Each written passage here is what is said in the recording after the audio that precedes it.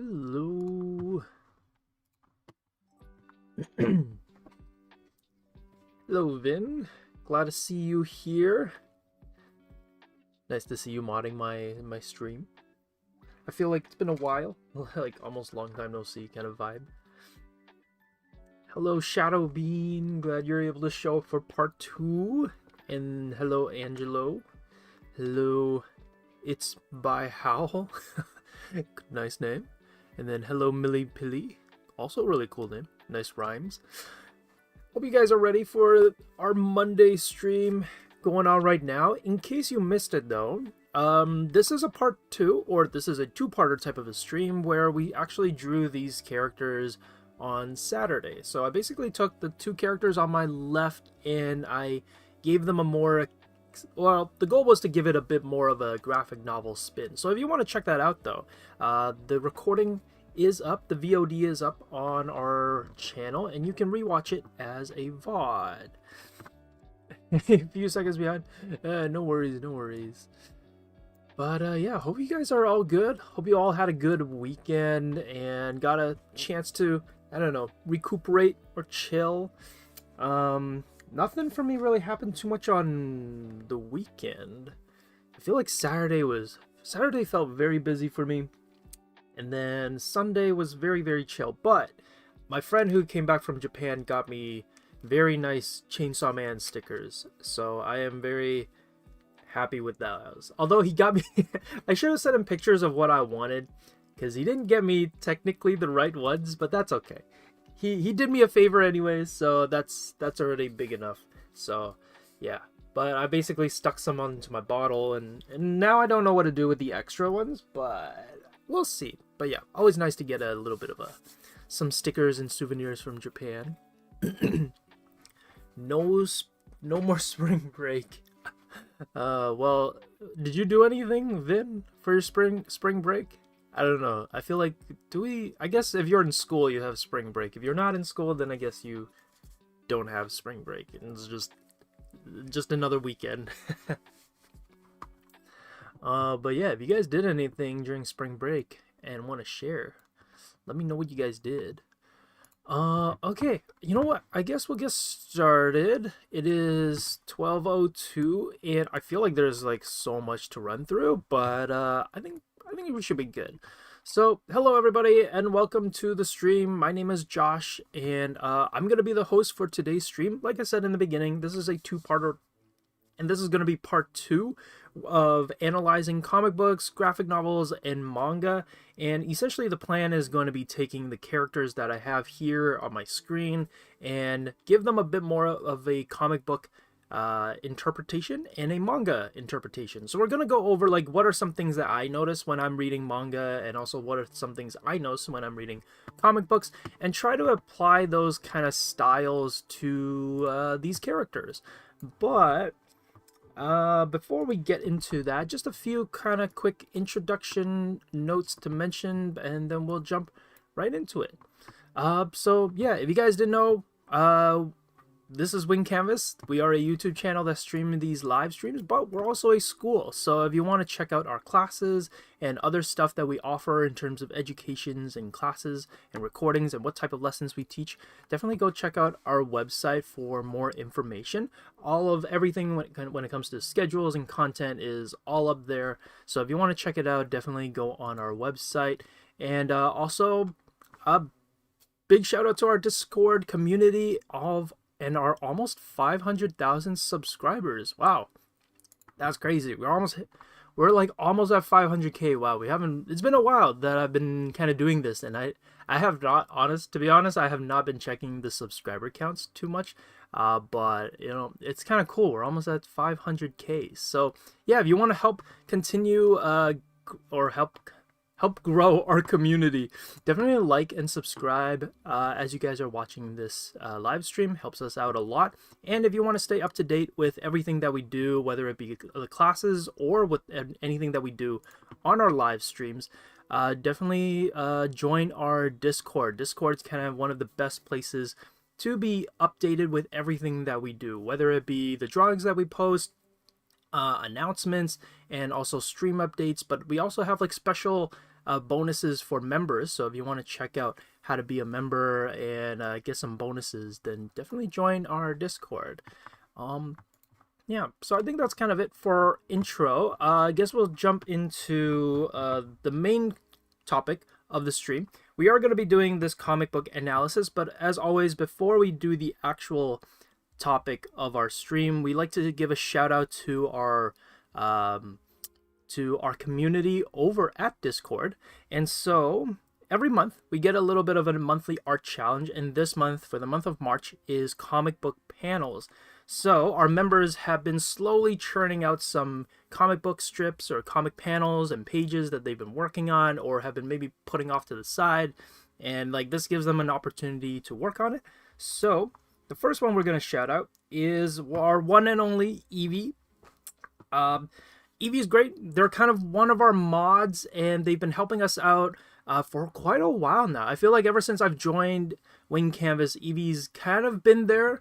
I don't know if we started around the same time or they started a little bit before me, but it feels like it's relatively about the same time. But yeah, they're great. They kind of help out a little bit on the back end of stuff, but they're also just a great part of our community, helping other members out, answering questions, but also doing their own work that they're kind of chipping away at. So this is Evie's comic panel, and yeah, I love Evie's style. If you don't know what Evie draws, Evie kind of draws a little bit of everything, but I would say that their style fits a little bit more into this. Very kind of cartoony, very bubbly, very loose, but you know, they've been kind of experimenting a little bit more. So yeah, really cool that Evie, you got a chance to work on your own comic panel here. And it looks like it's like a Dungeons and Dragons or some kind of mythical, fantastical thing coming on.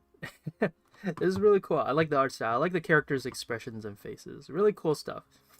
And then the next one is by Chi Flame. Oh, okay. Here's his name, Chi Flame. So Chi Flame is also another like really great member that's been on our Discord server for quite a while as well. And Chi Flame has been kind of hops in every now and then and uploads the crazy stuff that they're working on. And their stuff is always super, super detailed, very, very like intense in terms of rendering. So I guess comic panel wise, it's no different. So yeah, this is like really cool detail here. Really love whatever's happening. I have not read any of these, but just visually it looks great and very easy to read, because I feel like with comics, graphic novels, it can get really, really crazy with the level of detail and composition. But both of these, really great stuff. So Evie and Chi Flame, really good stuff here. Thank you for submitting. And again, there's like I think one more. Yeah, you have 2 more chances to share your comic book panel. So if you've always been wanting to work on a comic book panel or graphic novel panel or whatever it is, if you needed that final push and encouragement to work on those projects that you've been kind of keeping to yourself, this is kind of the best opportunity to, because now's the time to kind of participate in this comic book panel challenge. And you have the 28th and the 30th to hopefully upload something, and maybe we'll give it a little bit of a shout out. So thank you to our community for just participating in our comic book panel monthly challenge. So again, if you want to check out further details about the challenge, join our Discord, go down to the art challenge channel, and you'll find all the different pieces that people have been uploading, and feel free to take a read of them. And also, Vin is saying she loves talking about her comics, so ask her about it if you want to hear about it in the Discord. Yeah, definitely go do that. Definitely reach out to the people working on their things. Sorry, just took a drink of my coffee. Yeah, so we'll get started. I guess a little bit of a refresher. So essentially what we did on Saturday was I took kind of 2 characters of mine. This is a boxer girl that I kind of use in my animation classes. So if you've been a part of my animation intensives or classes before, I tend to use this character quite a bit, just because I feel like I've drawn her a few times that I can kind of figure out like how to approach drawing her. And then this guy here, his name is Nils, and he was designed on one of our live streams. I think maybe either about a year ago or 2 years ago, maybe now. So he's coming up on 2 years old in terms of design. But yeah, kind of every now and then, whenever I get a chance to flesh his design out a little bit further or add on to it a little bit more, I feel like I need to take that opportunity, because I feel like I don't show enough love to Nils. So yeah, we drew both two of these characters on Saturday, and I wanted to give them a bit more of a graphic novel spin, and we deconstructed, or at least I deconstructed, what I perceive to stand out when it comes to a graphic novel style. So things were more like the line work, the texture, the heavy contrast and grittiness, and then some hatching. Unfortunately, we didn't get to the hatching part, but I did try to carry on some of that like thin line work contrasted with heavy darks. But to be fair though, this isn't like the not all graphic novel styles have this approach or style. These were things that I just noticed and I wanted to include in my drawing. So don't take this as like the be all end all of like graphic novel, and if you ever want to do a graphic novel, this is how you do it. It's more so the idea that there's so many different styles out there, and if you want to kind of pick up a different type of style, or if you want to try to pick up how someone did something, it's more of like trying to distill it into a few bullet points and trying to keep those things in mind as you're doing your drawing. So that's kind of how I did it here, and that's what I'm going to do with the manga and the comic book one. So to kind of show you what I have for us to look at, I got a huge collection of, well, actually not a huge collection, but I picked from 3 different properties. Picked from Peanuts, so like Snoopy, Charlie Brown and Snoopy. Hopefully you guys know those characters. And then Calvin and Hobbes. Calvin and Hobbes is the one that I grew up with the most. There was always like a few books of Calvin and Hobbes on like the bookshelf when I was a kid, like in elementary school. We had a few Garfield ones, but not as much as Calvin and Hobbes. So I mostly have more of a sentimental value and more of a love for Calvin and Hobbes. And I think I do have either all of the books or I have almost all the books. So I've been meaning to like reread them, but I haven't done so. But yeah, they're great. If you haven't checked it out, Calvin and Hobbes is awesome.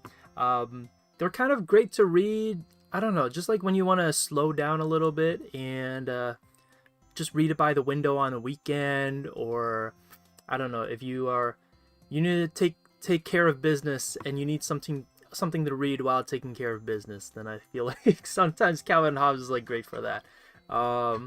Yeah, but Garfield's great too. Garfield is really cool, but hopefully you can kind of see that there's a little bit of a style, both style similarity but also style differences, and I feel like the overarching feel when it comes to comic books or comic strips is that the style is very simple, very straightforward, just because it's, you know, it's meant to be quick. You're meant to read it really quickly, and for the most part, it sounds weird saying this, but back in the day, it was more meant for like the newspapers. So you pick up the newspapers, and they only had a really small slot for the comic strips to appear in.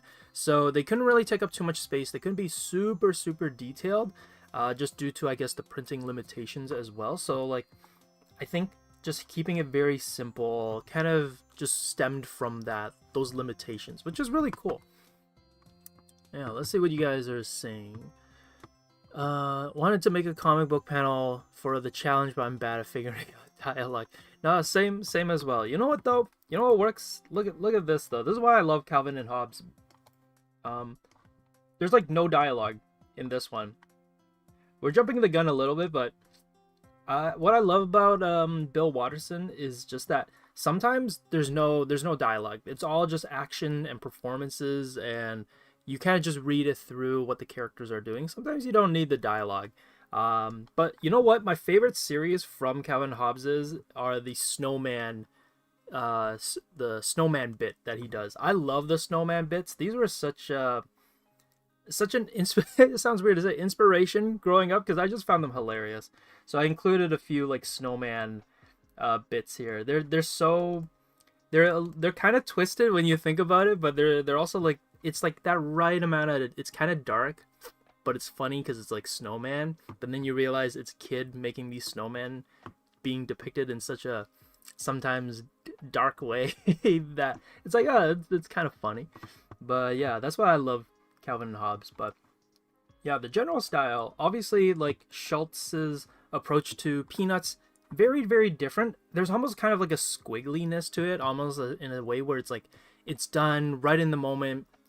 I almost have a feeling like, I feel like I've heard somewhere where sometimes comic book artists don't draft it. They don't do an underdrawing. They just go at it. And I feel like there's some charm to it because it just makes the drawings feel more kind of energetic. They're more dynamic. There's a kind of like freneticism to it. I don't know if freneticism is a word, but it's like more frenetic.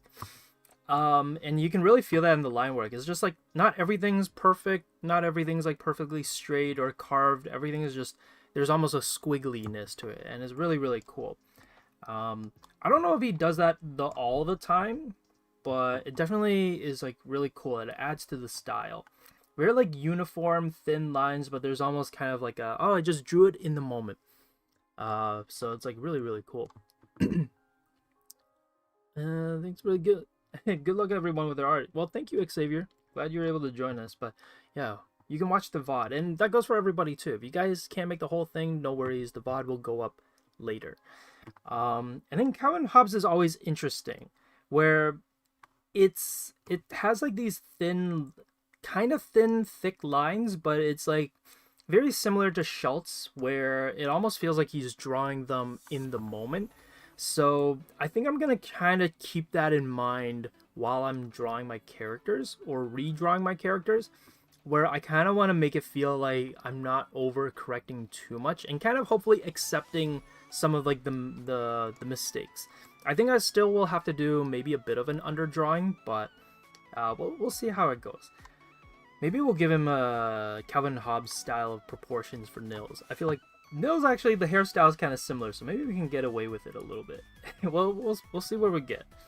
And then lastly, Garfield. You know what? Garfield's kind of like the cleanest one out of all the ones that I have here. The line work's really good, it's really clean. But to be fair though, Garfield is very, very straightforward. There's what I noticed is like almost the composition is exactly the same. And he doesn't really repeat, or he repeats a lot, I mean. He doesn't really do a lot of like complex compositions. And it's more of like the repetitive framework to land the punchline or the joke. And I guess it also just adds to Garfield's personality and nature. He's not very energetic. He's kind of bored and just sleepy and lazy all the time. So I guess it kind of makes sense that the panels themselves are not going to be super energetic. They're not going to be moving all over the place, or the panels aren't going to be going all over the place. So it kind of makes sense for Garfield. Whereas like the other ones, it's always, there's a certain dynamics to it. Everyone's doing a different pose. The camera's close up and then it zooms out. There's different compositions and backgrounds. Like Calvin Hobbes is way more complicated. And I feel like Peanuts does a little bit of both. Sometimes when it adds to the story, he'll keep it repetitive and the same, kind of like here with the piano guy and Snoopy. The composition is exactly the same. But when he needs to move it and add background, he'll do it. But I feel like Calvin Hobbes is the most complicated one, whereas Garfield's the most simplest and straightforward, and then Peanuts is a little bit of an in-between. So that's kind of what I'm seeing with comics or comic strips. Now I know that there was a little bit of debate and discussion, not only on the poll that I posted on Thursday, but there was also a little bit of a discussion on Saturday about like what is up with all these terms and the way we categorize and name things. So maybe to just kind of put it down as to like how I'm kind of looking at these just for today's stream. Now obviously the discussion I think can go way more complicated and way more complex. When I say comic books, I'm mostly referring to like comic strips, like the ones that you would have seen on newspapers, or even on websites. I know like some people like JL8, for example. Oh, that's a good one. I should have put JL8. JL8 is Justice League. I don't know actually what it stands for. I guess Justice League 8, but it's basically a depiction of all the Justice League characters as kind of like elementary school kids. And it's really fun. It's really charming and heartwarming. But all those kind of comic strips are posted on the internet. So if you want to support and check out JLA, definitely go check it out because it's really cool. It's a really great series. But yeah, when I'm saying comic books, I'm typically more so referring to comic strips, kind of like Sunday comics, and very like straightforward kind of comics where there's not really any kind of overarching storyline or anything like that. It's just these fun little jokes and fun little bits. But yeah. And then the next one is manga. Now, partway through gathering references for manga, I realized a certain bias kind of showing. I grew up mostly with shonen, so I realized that all the references that I was grabbing were all shonen manga. Now, I know obviously there's a lot more. Manga is, like someone pointed out, manga is just Japanese comics. So there's, in terms of like what manga is, it's just like comics, how there's a lot of varying different types of graphic novels and comics out there. It's simply just a medium. The genre is not determined by manga or comics, but I realized that for me, whenever I read manga, it was mostly like action and shonen manga. So unfortunately, most of the examples I have here are shonen based. So I have like JJK, Jujutsu Kaisen, there's My Hero Academia. Although I didn't read My Hero Academia, I did read a little bit of it, or I watched a little bit of it, but I never read it. But I heard it gets better. I don't know. Someone who reads MHA, let me know. And then there's Kagura Bachi, which is ongoing right now, which is awesome. If you want like insane, I don't know, action poses, Kagura Bachi is great for that. This is one of the frames from that series. Like, just look at that foreshortening. That's like an insane foreshortening. But to vary it up a little bit, I did bring on Witch Atelier. I don't know if that's the full name. If anybody does read Witch Atelier, let me know. But I've heard that it's pretty good, but the art style is insane. So it's like super detailed, very gritty, like still kind of holds and maintains that quote-unquote anime manga style, but it definitely is very, very, it's very, very detailed, even though it still has that kind of simplistic breakdown version of like the anime faces. But Witch Atelier I heard is like pretty good, but the art style is like amazing. And I think this is another panel from that as well. It's actually very old school. It kind of reminds me of almost like pre-printing press relief prints. So if you guys didn't know, before the printing press was a thing, people would carve out relief pieces onto like stone or onto metal or copper to like carve out drawings so that they can like print it and repeat it over and over again. And a lot of the styles and approaches that they used was very much like this type of cross-hatching, almost grass cloud approach to shading. So you can see here there's no like cross-hatching, but instead it's like kind of depicted with these lines. So it's actually like it's very time consuming. It's very, very meticulous. And the fact that the artist, whoever they are, is using this approach and method for manga is insane. But yeah, I don't know how they pull this off for a manga, because I'm just like, my goodness, the amount of time it takes to make the manga is crazy. Oh, hey, Evie. No worries. You always, gotta, yeah, your stuff is great. Gotta always put in a good word with you. Yeah.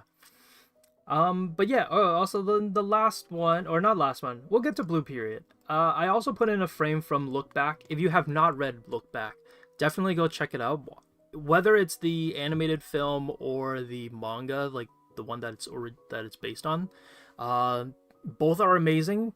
I feel like in the age of AI, it was kind of funny. I watched Look Back when it released in theater, and actually after the movie, they had a little bit of a behind-the-scenes interview with the director and everybody who worked on the movie. And it was really, really cool because it was almost as if they were kind of commenting on AI without directly calling out AI. I don't remember if they did, but it felt like they were just kind of tiptoeing around it and just saying like the hard work of animation and manga and art is what makes it art. The amount of effort people put in to create stuff, the time it takes to learn and be able to draw is part of what makes art art. And sometimes it's not even the technical prowess. Sometimes it's just life experiences, the things you go through, and how you put that into art is what makes it special, not the reproduction of it, and not the speed and the convenience of being able to produce it. So I thought that was like a really cool statement, especially in a movie about just kids trying to draw. So it's really cool. Definitely recommend reading it. The art is amazing. And what's funny is that it's the same guy who made Chainsaw Man. So I guess if you like Chainsaw Man and didn't know that Tatsuki, is it Fujimoto? Yeah, Tatsuki Fujimoto, if you didn't know that he made like other stuff, he does like these one-off short stories. And Look Back, I think I prefer Look Back. He has another one called Goodbye Airy, but I think Look Back is kind of my favorite. And then yeah, the one that Shadow Bean is commenting on is Blue Period. I love Blue Period. Every time a new volume comes out, I'm like super excited because I'm just like, oh, I gotta read it. I gotta see what next is coming on. But if you have not read Blue Period and you want a good manga that has, I think, a pretty interesting commentary and interesting take on just art in general, like no matter what it is, whether it's character design, concept art, fine art painting, sculpting, just the industry of art itself, I think Blue Period's one that's worth checking out. It's really, really great, and you kind of basically walk through the life of this guy. I always forget all their names because they're not easy names. Yeah, I think his name is Yataro or something, but basically this is the main character, and we kind of live through the whole series through his perspective, but everybody he encounters has a different perspective about art and what art is and what art means to each individual person. And it's kind of cool seeing their kind of maybe sometimes contradictory philosophies, or sometimes their conflicting ideas about what art is for, how much kind of effort it takes to put into art. So if you like kind of a series about art but challenges different perspectives about what art can be or what art is, I definitely recommend reading it. Yeah, and if you just want a little more slower paced slice of life type of series, Blue Period's great. So kind of similar to graphic novel, and I would say this is more closer of a comparison to graphic novel, where graphic novels obviously is just a medium. There's a lot of different genres. There's so many different art styles and approaches to it. So what I'm going to do when I say I'm going to redraw my characters as in a manga style or a manga approach is more so like what I'm noticing here and how I want to put the manga style that I see and I appreciate, and how I'm going to take those inspirations and apply it to my drawings. So we're going to list out what those are shortly, and we're going to try to stick to those pointers as I redraw my characters. You're very behind on it. Yeah, I mean, it is a lot. I'm a little bit behind too. I have the latest volume, but I have not finished it. I have not had the time to pick it up, but I've been meaning to finish it actually. But yeah, working more on the video. Yeah, well, I hope you get better, Evie. Gracing us with her presence for once. Let me see. Oh, Krita's great recommendation. Oh yeah, I saw something about like other stuff. Let's see. Oh yeah, Captain Underpants, great comic as well. Yeah. Oh, unrelated to art style, but can you use PC to draw and Procreate? Oh, and then Vin answered that it's just for iPads and iPhones. Yeah. But check out Krita right now. Yeah, Krita's great. I love Krita. I think it's a really, really good software. Definitely, as like with anything, takes some time to get used to, but yeah. Yaguchi, yeah, Yatoro Yaguchi, yeah. Okay, so I think we're gonna break down a few things that I see about both these things. I'm gonna create just kind of like a quick text box. Maybe like right here. Oh.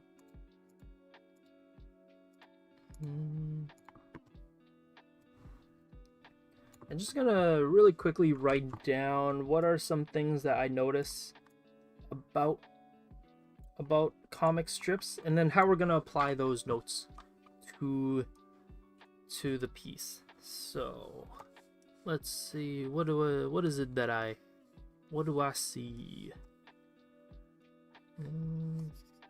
Okay, so comic style approach. Really need to draw some my characters. I've been neglecting. I feel the same way. A lot of times I come up with so many characters, and then it's like, oh, that's really cool. I'll get back to you later, and then I never do. So one that I see, it's like way more loose. There's almost kind of an improv approach to it. It's almost kind of like done on the spot. I don't know if I'll be able to do this portion of it, because this might be a little bit hard to do, especially since I don't typically draw in this way. It might be a cool exercise, but I don't know if I want to do it like this, for stream at least. So it's done on the spot, but what that really means is just very kind of very squiggly, kind of embrace the mistakes sometimes. So for mine, even though I'm going to be doing maybe an underdrawing, when I clean it up, the quote-unquote clean up part, I'm going to try to clean it up very loosely and not get too focused on or carried away with like making sure it's really like finessed and clean. And then let's see, the second one, it looks like there's like either all thin or all thick. I think we'll go with more of like the chunky Calvin and Hobbes style. So I'm gonna use so it's more like uniform line work is kind of the style that is being done on Calvin and Hobbes, from what I can notice at least. There's not a lot of thin line work, but it's like very uniform, but it's very like chunky. And there's not a lot of weight in the line work. It's either like heavy for like here, you can kind of see it in the dad's collar, it's really heavy, but then it's kind of slightly thinner around here. So there's no real tapering or line weight changes. It's like either all thick for one part and all thin on the other. So I'm going to kind of keep that in mind. I should say no weight changes. And let me see. Very simple shapes. I think that'll be our last one. Very little details. Very little details. So we're gonna take this here and we're gonna draw the characters. So what I'm gonna do is I'm gonna take away these references. We're gonna bring back my characters here, and let me see. I'm gonna take I think I'll just take the lines. I'm gonna duplicate the lines, and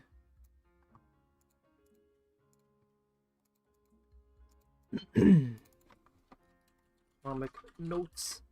I'm gonna take a copy of this and draw over it, but we're gonna give it a slight like comic book style. Now how that's gonna turn out, we'll see how that goes.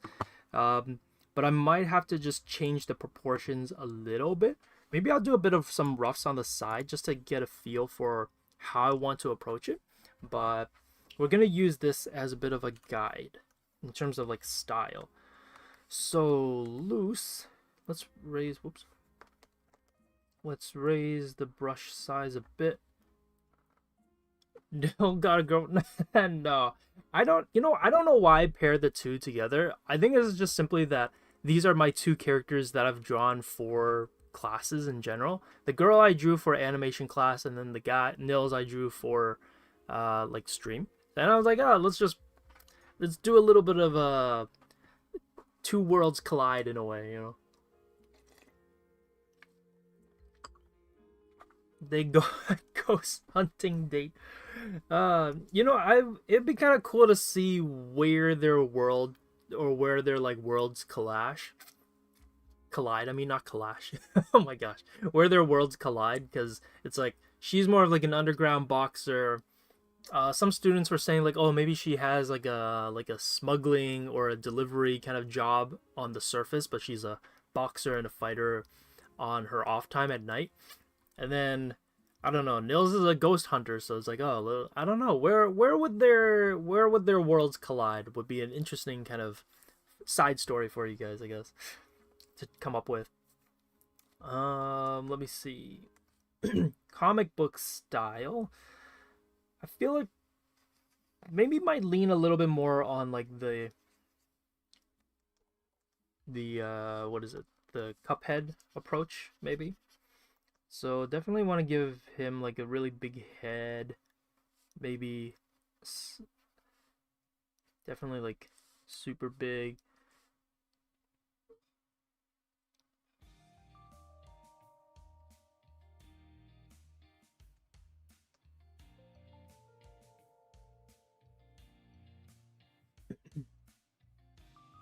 Again, trying to be kind of just loose with it and very impromptu, I guess.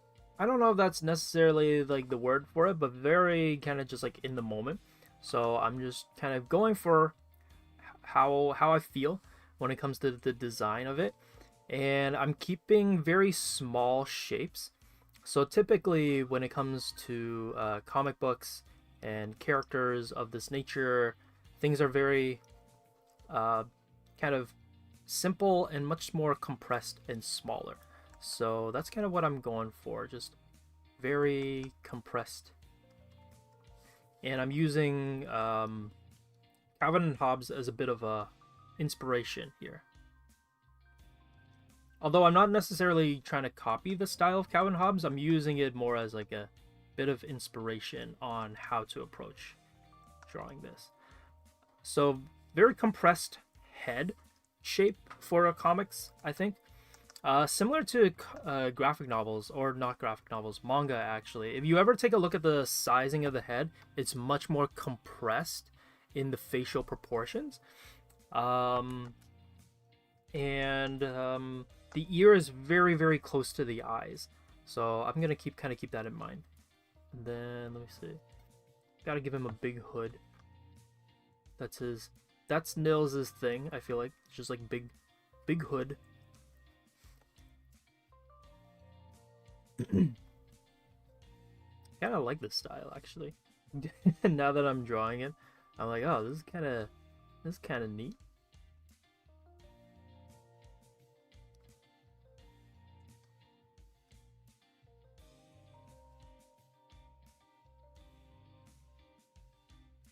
I can just draw out some of my writing into part of a comic for a challenge.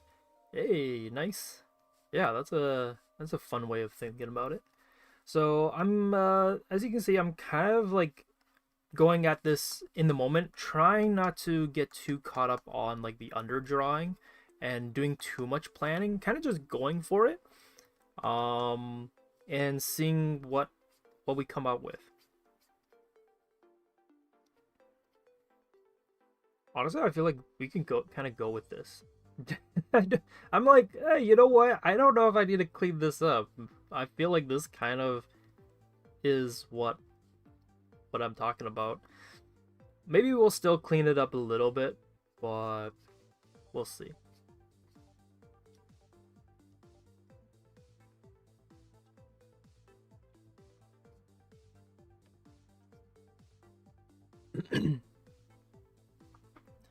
I'm better at coming up with dialogue for writing pieces than comic pieces, which is kind of weird. You know what? Whatever kind of works, I feel like it always helps out. Or like whatever works, kind of just go with it.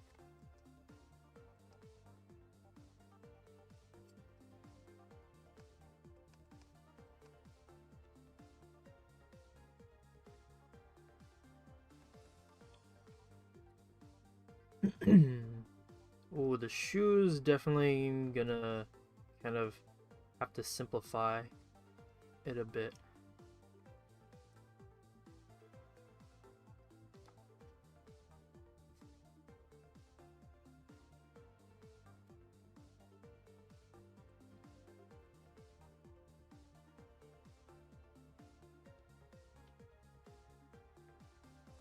I feel like that's pretty good. It's like a more comic version of my character. I imagine this is how Nails would draw himself. Yeah, that's a this is actually not bad. I am honestly actually kind of surprised how well this turned out. I'm like, wait, this is kind of working pretty well. I like this. Okay, next one we'll draw the girl now. Let's see. Probably about the same. Kind of on a bit of the shorter proportions. So Nils is kind of about 4 heads tall, so each component actually is kind of divided evenly, which is maybe not a good thing. But proportionally, he is 4 heads tall, so I might actually change it a little bit. Maybe let's make his pants a little bit. Whoops. Make his pants a little bit longer, just so that there's a bit of a proportion change. So it's not too even. So I don't want it to be like very, very similar. Now, some other ways that you can get around this is like, for example, the hoodie, like the hood goes past his head. So it kind of allows for a very like subtle blend between the head shape and the body shape. And maybe we'll make the arms just sag a little bit lower. So these like kind of changes in proportions and just kind of the way they blend together helps make the proportions look more interesting. So that's kind of what I'm kind of keeping in mind when I'm doing this.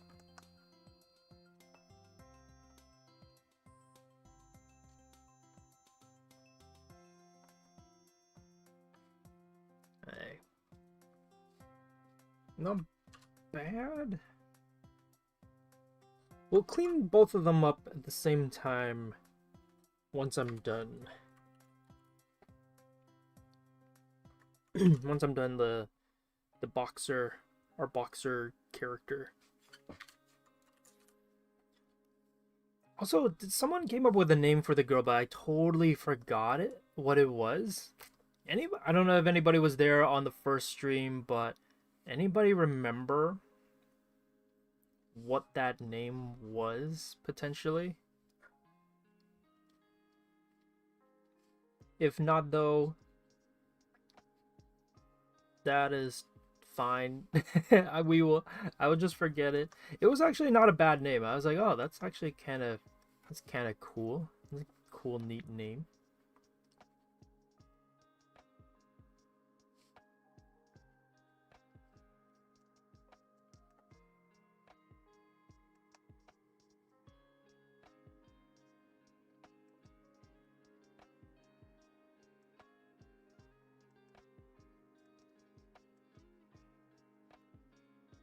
Also, not too sure. I'm kind of debating whether I'm gonna use this line or this kind of pen, or am I gonna use another one?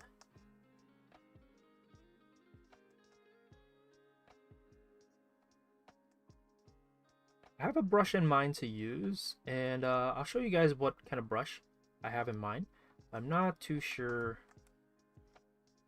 if I want to go with it. It's a little bit trickier to use in a way, but we'll see. Oh, Zinnia? Oh, okay. Yeah, yeah. I kind of like that. We'll write it down. Zinnia. Just so I don't forget it. I was like, that's kind of a cool name. I don't mind the name of it.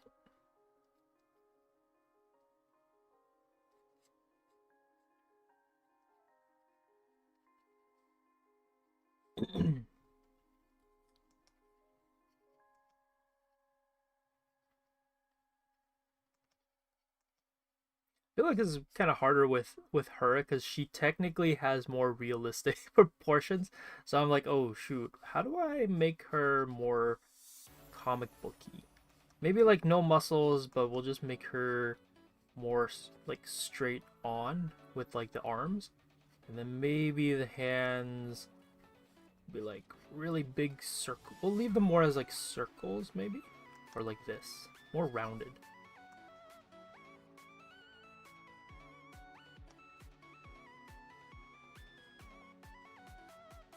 Hello, I'm new here. What are you doing currently? Oh, yeah. Well, thank you, Vin, for kind of updating. Yeah, we're drawing kind of characters in slightly different styles. So the one in black is the original kind of take of these characters, and I am just drawing these in a slightly new style.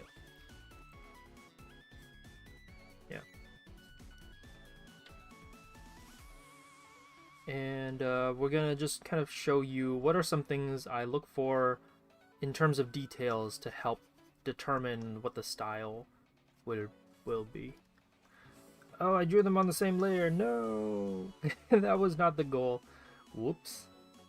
Plan was to draw them on separate layers, but oh well. I guess it is what it is.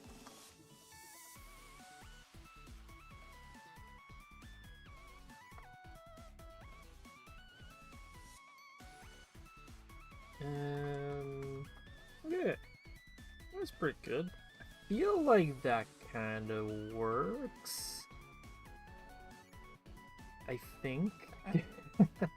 It's a little bit tricky because I don't usually draw in this style, so I'm definitely having to kind of figure out what is the best way to translate certain things that I wouldn't have to worry about if I was drawing it in my more normal approach or style.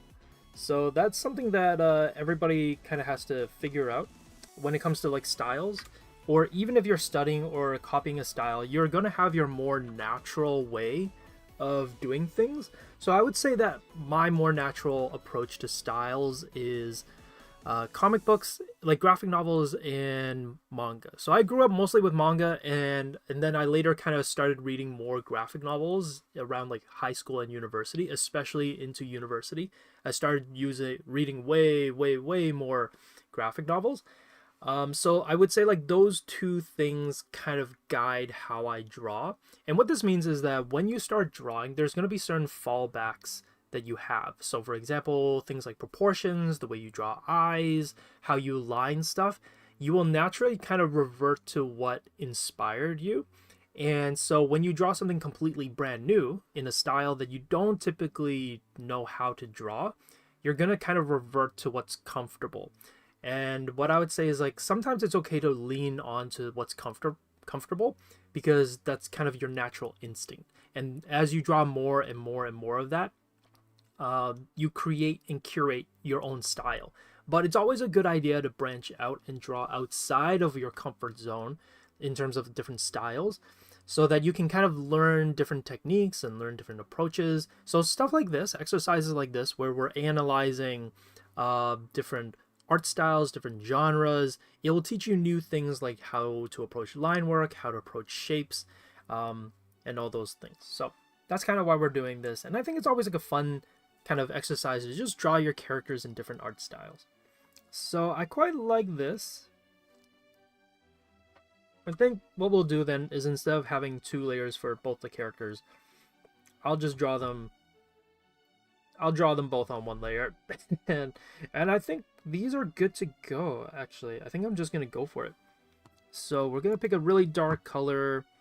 And the brush, so the brush I had in mind was this one. I haven't used this one in a while, but this is called Bristles 1 Details. And the reason why I really love this brush is it's actually kind of hard to get. I know it sounds ironic. It's called Details, but it's actually kind of hard to get details. It comes off almost kind of like an ink pen, but I don't know if anyone's ever drawn on vellum before. So vellum is kind of almost this translucent, very sleek, slippery, smooth sheet. It kind of almost looks like or feels like a projector sheet. Oh man, that's real old school. I don't know if anybody's gonna know what that is. I guess people who are around my age, you will know. But for anyone who's like way younger, you guys will be like, "What's a projector?" Basically, it's these like thin plastic sheets that you put on top of a light to project lesson notes. So back then, before tablets or before like projectors, like a computer projector, where teachers can show the lessons on slides, or before whiteboards, or not before whiteboards, but before kind of smart boards or anything. We used to use projectors, and projectors would have the notes, and then teachers would write on the projector notes, and then you would copy it off of it. So basically that sheet, that projector note, is what vellum feels like. And when you use ink to draw on vellum, it's really cool. It's very interesting, because when you draw on paper, it's almost actually kind of hard to describe it. Like when you draw ink on paper, it's just black on white paper, right? So it's very like flat. But when you draw on vellum, it's almost because of that translucency, and because that plastic sheet is kind of thick, it's almost as if that black ink casts a shadow inside of the paper. And so it gives this kind of effect where it almost feels like your line work has a cast shadow. It sounds really weird, but it's kind of almost hard to describe until you've ever inked on vellum before. But that's kind of why I like this brush. So the reason why I'm using this this Bristles 1 Details is because it kind of gives that vellum finish and that vellum look to it. You're making yourself sound ancient. Well, I mean, well, you know, I'm saying it just because I feel like nobody really uses projectors anymore. At least I don't know if people are using projectors anymore. Okay, so for those who are just joining us and you're wondering like, oh, what are you doing, Josh? We are going to be taking, so this one is from my graphic novels approach. This one here is my comic book strip style, and we're going to follow these guidelines to help me draw and detail out this drawing here. So with graphic novels, it's a little bit more realistic. It's quote unquote a little bit more grounded, and it has a little bit more details, and it's a bit more structured, and there's a lot more time that I would say artists put into making sure that grittiness, that details comes through. But with a comic book style, it is a little bit more looser, a bit more improv approach. So I'm not going to try to get too caught up on the details, but I'm a very detail oriented person when it comes to drawing. So I love putting in my details. So I am hoping that I will be able to push that kind of almost instinct aside of being very detailed and very careful with my lines, but trying to be a little bit more loose. So I'm going to try to carry that approach and mentality into lining these characters here. So I'm going to use this as my kind of guideline, and I'm going to apply this philosophy to this. Now again, for anybody who's, to clarify again one more time, for anybody who's maybe just joining us, this is not a be all end all of what a comic book style is. This is more just like what I'm going to take. These are the kind of features or characteristics of comic book strip styles that I have taken, and I'm going to use it to apply it to my artwork, because there's just so many different art styles out there. There's so many different approaches. There's no way of incorporating all of that into one drawing. So we're going to kind of pick and choose. And these are kind of the features that I've picked and chosen. Yeah. I'm very afraid of the time zone. And also, hello, TF. Wow, you're able to join us. Glad you're able to show up. What, are you watching us while you're working? It'd be kind of, I feel like that's kind of fun if you're working currently and you just have us on the screen. So I'm going to draw this like Calvin and Hobbes. So very thick lines and very chunky lines. I'm also going to try not to erase too much, or at least I'm not going to try to make it perfectly clean. I'm just going to put in the line work, and if it's in the wrong spot, then of course I'll erase it and change it, but I'm not going to get too caught up with it.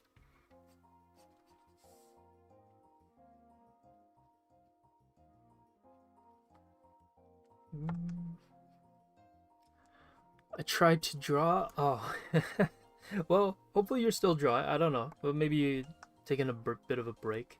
If you are taking a bit of a break, though, I'm glad you're hanging out, chilling with us. Also, I forgot Nils has like an earring, so I'm gonna try to put in the earring here. Very straightforward, not gonna do too much. But yeah, if you're using Krita and you kind of like how this brush looks, like this effect, it's called Bristles 1 Details. I know, the naming conventions on Krita is really weird. I don't know why they name things in this way, but yeah.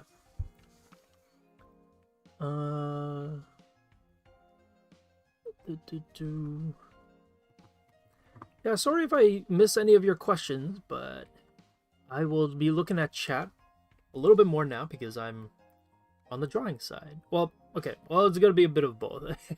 I'll try to draw and look at the questions as much as I can, yeah. Yeah, Medibang is good too. I personally have not used Medibang too much. I did try it out when I first actually started at Wing Canvas, because that's actually the software that Faye told me to use when I first joined.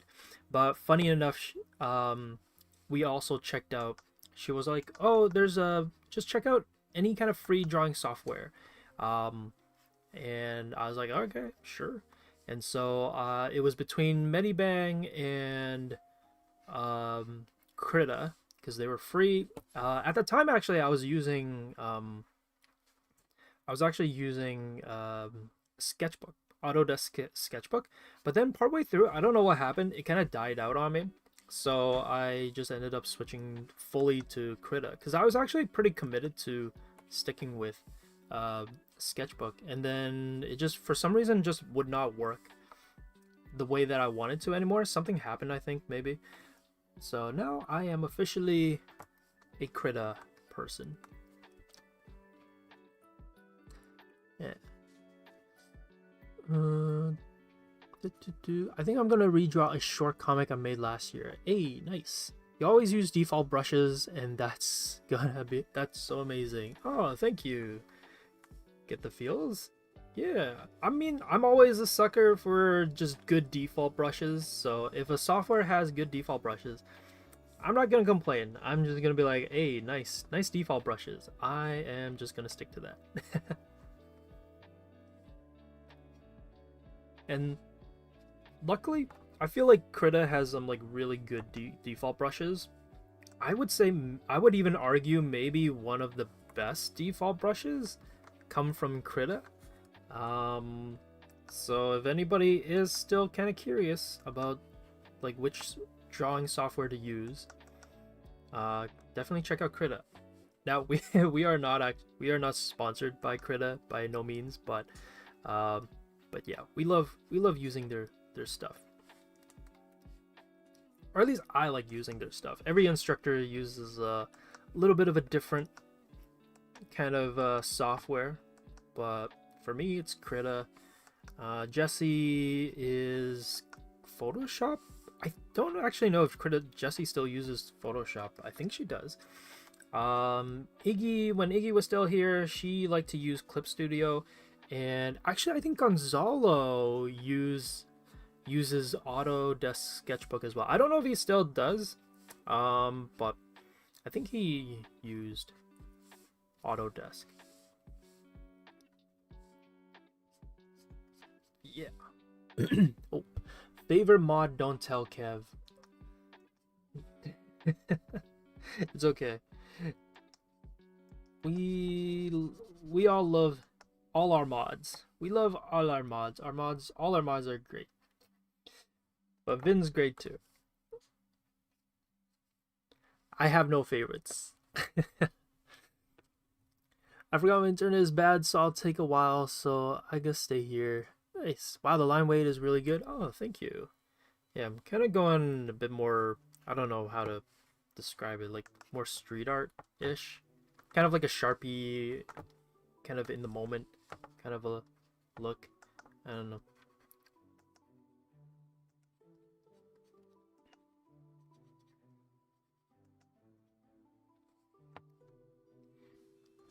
I'm sold to Clip Studio.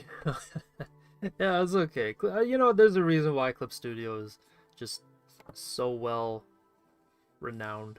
So well renowned. Is that how it's said? I don't know. But yeah, there's a reason why everybody loves it.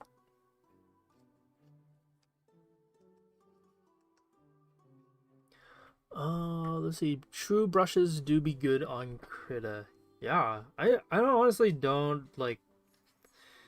I just, you know, if you have a good default brushes from the beginning, guess what? You already got me, because now I don't have to do all the work of trying to find a good proper brush. You've already done all that work for me. So, you know, kudos for all the people at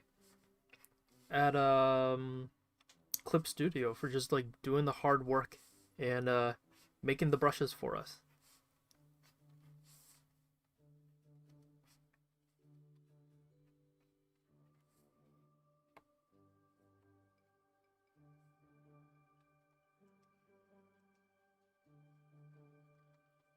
Ooh. I have a problem in spacing in animation, Moon Knight. Oh, hey, yeah, hey, Moon Knight. Yeah, I saw actually, what is it? Evie tagged me in, I think it's yours, right? The walking animation.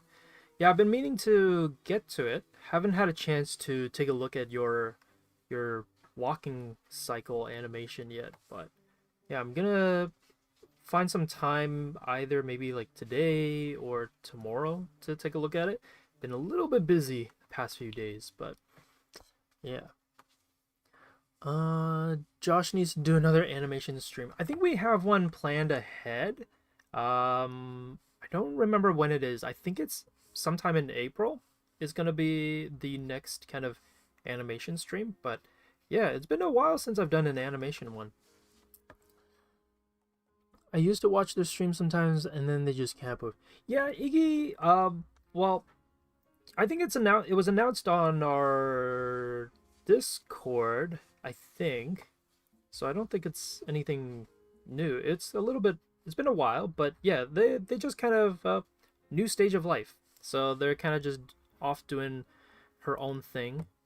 But yeah, yeah, I guess we never officially kind of mentioned it on our streams or anything, but yeah, the Iggy was not let go, or at least yeah, I don't yeah, they were just it's just a new stage of life, I think. Trying out new things, doing new things.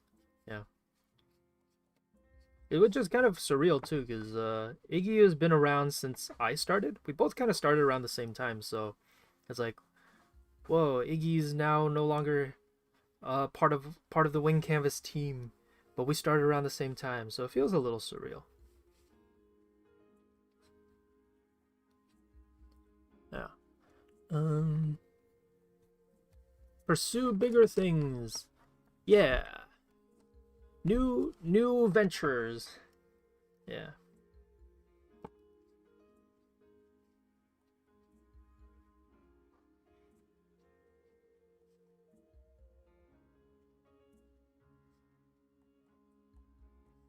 And okay, for the shoe, I'm gonna keep it relatively boxy. So I know that I've been kind of commenting about like Calvin and Hobbes to kind of guide this. Not to say that I'm trying to so I'm not trying to copy Calvin and Hobbes, but a lot of the design sentiment, I guess you could say, is based on Calvin and Hobbes. Uh, but it doesn't mean that I'll be drawing like Calvin and Hobbes. Hopefully that makes some sense. So if you're like, wait, Calvin Hobbes doesn't like the style, he doesn't draw shoes like that. It's like, yeah, well, the goal is not to copy, but it's more like using it as inspiration and as a little bit of like a source of reference. So that's why it looks a little bit different.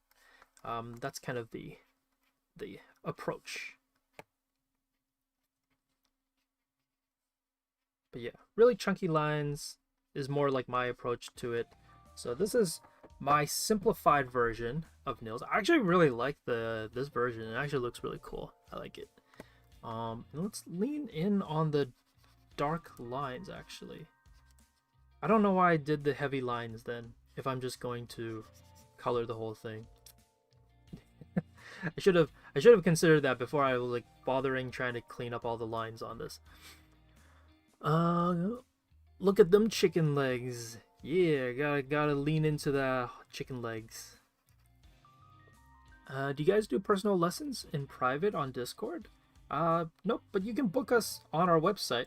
So if you go on our website, all the instructors, we all have kind of like a designated time slot that you can actually book us for a call. And we kind of go over, so the private lessons or the private mentorships is what we call them. They're all kind of guided by you. So if you want to learn how to draw something, then you can tell us what you want to learn, and will spend the hour going over those lesson tips. Or some people kind of treat them as more of like a Q&A. So I've had one-on-one mentorship calls with students where they just ask me questions like, oh, what do you think about this? Or what do you think about this style? Yeah. I actually had a call not too long ago with Evie, and we kind of just went over how to do a style study, or kind of just taking a look at one of the style studies that they did, and kind of just giving my feedback and notes on it. Yeah. Let's see. Do you know the difference between CSP animation and Krita? I think CSP. So TF, I don't know, TF, if you're still here, if you want to kind of share your thoughts on like what you think about CSP versus Krita. But I've never used CSP for animation. I've only ever used Krita, but from what I've gleaned and from what I've learned and heard from students who have used it for animation, is that it's a little bit more supposed to replicate what it's like to animate traditionally. So the kind of like the tools, the way the whole system kind of functions, the timeline, the way everything works is meant to kind of replicate it, not to a T. So you can still have obviously the benefits of digital to it, but kind of the way it's structured is meant to replicate a little bit of traditional animation. Yeah.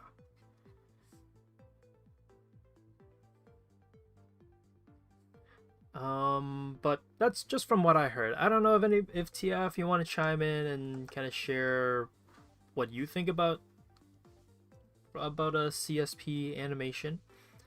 Obviously, I think if you're just starting off with the animation and you just want to dip your toe in it, I think Krita is great for that just because it's free. So there's no kind of worry for spending some money on it. You can just kind of get it and see how you feel about it, and give it a try. You can still learn a lot of the basics with Krita because basically everything is there on Krita. It's just that sometimes it might get a little bit glitchy, or it might, if you have a lot of like layers or a lot of things running, it might get a little bit slower. Yeah, it might like slow down, but I would say it is still a great kind of animation software. It just might just chug a little bit.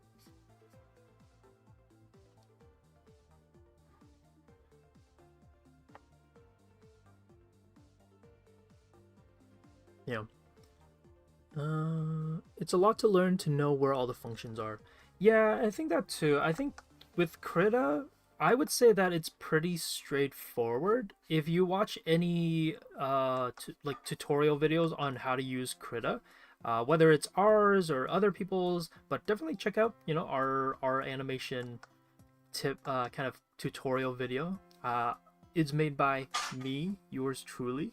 So if you want to kind of support that video and help it out a little bit, yeah, definitely check it out. I think it's pretty thorough.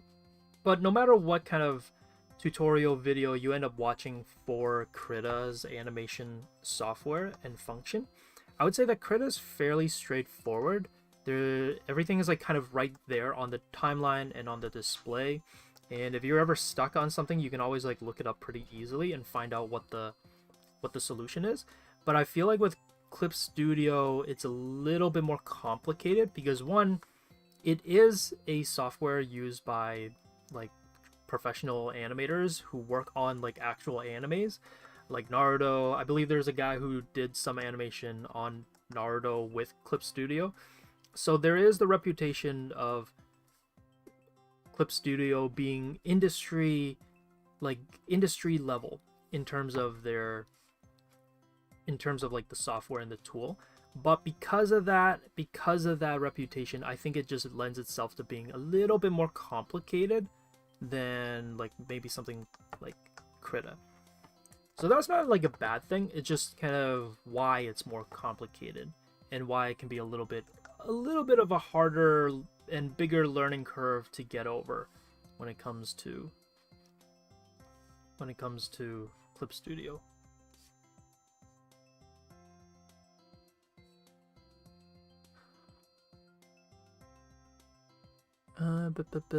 It's always more complicated. CSP can do, yeah, so that's not to say that CSP's animation is like bad, but it's more just like kind of what to expect when you go into it. Yeah, every software essentially kind of is very similar and kind of the same. They just all do things a little bit differently. So it's kind of just getting to understand the design language of that software. Because believe it or not, Sketchbook also has an animation function to it, but it's very, very different from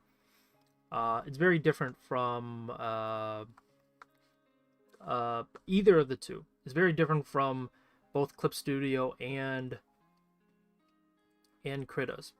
And it's also way more limited because Sketchbook in general is just not a very robust, deep software. It's meant to be very simple and straightforward. Like that is the goal and intent of that software. So what you end up having is an animation software that's also pretty straightforward.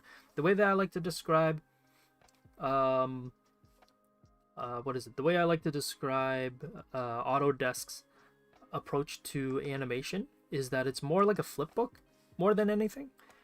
So if you think about it like a flipbook, it's actually pretty good. It's pretty like thorough, pretty like robust and everything. But if you think of it in the traditional animation software, then yeah, it's a little bit lacking in terms of what you can do with it. So it's kind of sometimes just knowing what each software is kind of built for and the intent of it. I think it can help a lot with how you approach it.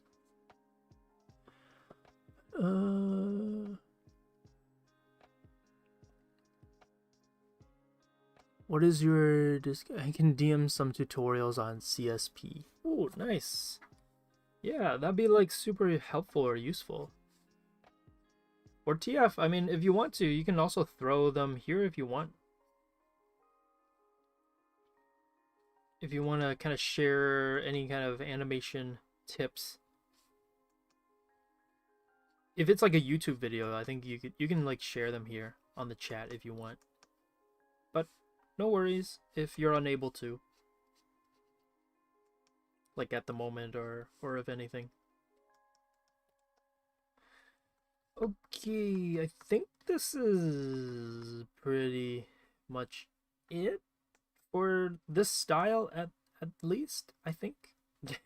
I think this is a good place to kind of call it for this art style, because we only have about 45 minutes and I gotta do the anime, or the manga, supposed manga style. So, and we gotta break it down too, so not a lot of time. Let's see, manga reference. So manga, I would say the big part that kind of contributes to the manga style is a lot of what we will find in also graphic novels. So a little bit more grounded, but also depends on the style. But I'm going to refer to the style here because this is the style that I refer to a lot, or I would say that this is the style that inspired me the most. So it's a lot more kind of gritty, very grounded, very detailed, but I think always the one thing that stands out about manga versus graphic novels is very much based and inspired on realistic human face proportions. So if you look at like Superman or Batman or even any kind of like any kind of Western graphic, like mainstream graphic novel, even like Archie, like the new Archie comics that have come out, they're very based on proper realistic human proportions. It's still stylized, still simplified, but the proportions, like the size of the eyes, how far the nose is, the shape and size of the head, they're all still based on kind of realistic proportions.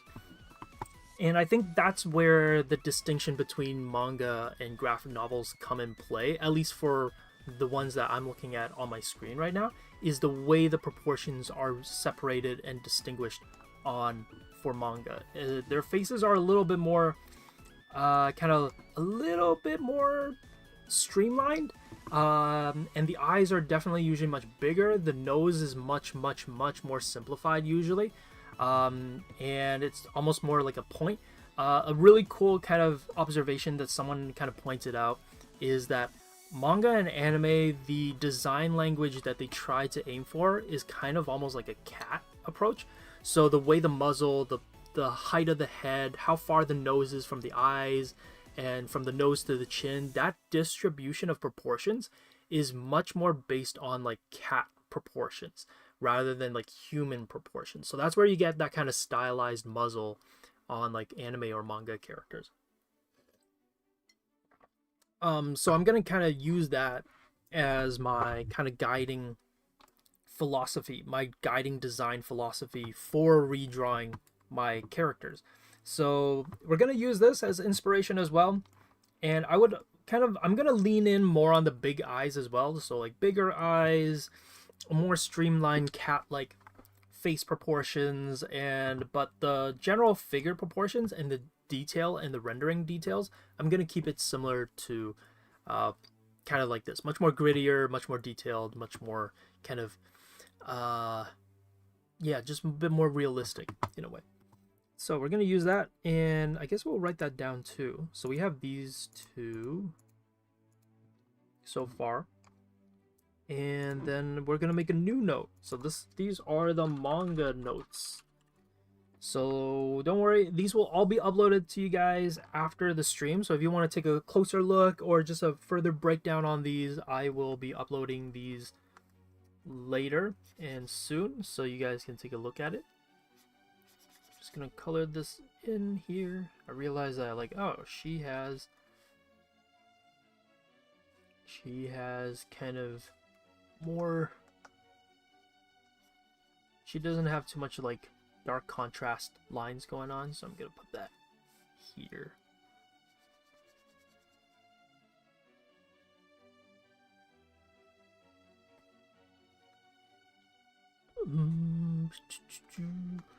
Hey, there we go. Pretty good. Nice little difference between the two. And let's do the manga notes. So for mangas, let's see. Style. Approach. I'm gonna say very similar to graphic novel.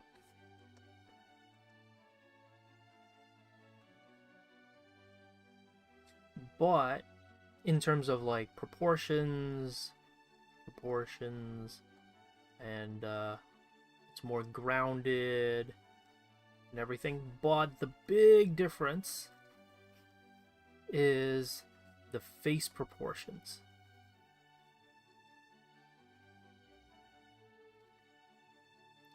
I would say that they go for more cat-like.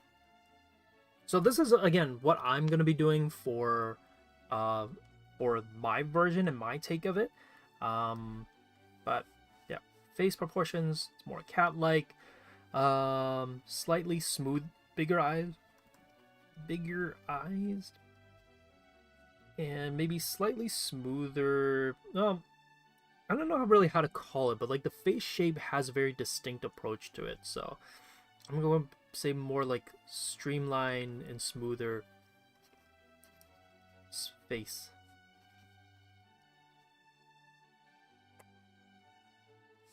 Face construction. Whereas I feel like majority of the times for graphic novels, it's a little bit grittier. It's a bit more realistic and kind of quote-unquote chiseled. Well, obviously it depends on what we're drawing, but if, let's say we're drawing like superheroes like Batman and Superman, or even just like Wonder Woman or Catwoman, Harley Quinn, whatever it is, it's kind of more realistic. It's a bit more kind of chiseled. Whereas with anime, it's always smoother. It's sometimes a bit more smoother and streamlined. So that's kind of what I mean. But again, these are all with a little bit of an asterisk in front of it. Because it doesn't, I'm not saying that they all have to be this way or it has to be this way to make it look like manga, but these are my observations and how I'm going to be approaching my drawings for the manga style. And then lastly, I would say 3, you know what's kind of funny is that they have very similar levels of details, but I find that with manga, they sometimes go, there's a little bit more of a grayscale approach to it, whereas with comic books and graphic novels it's a little bit more, let me see if I can find it. If we look at it, it's a little bit, there's not so much of a shade, like a grayscale gradient. It's almost like black and white, and it creates a high contrast, and like even this, so there's not a lot of grayscale. It's like really kind of like, it's like one or the other, whereas I feel like 2 tones, so black and white, gray or white. Whereas with anime or manga I should say, it's kind of like black, gray, and white. And I feel like that, just that one little bit of extra value creates a very distinct, different feel. Again, not saying that all graphic novels or all mangas have this distinction, but I do think that that's kind of like an key thing to have if you're trying to separate and make distinct styles. Let's see, where are we at? Let's go like graphic novel copy.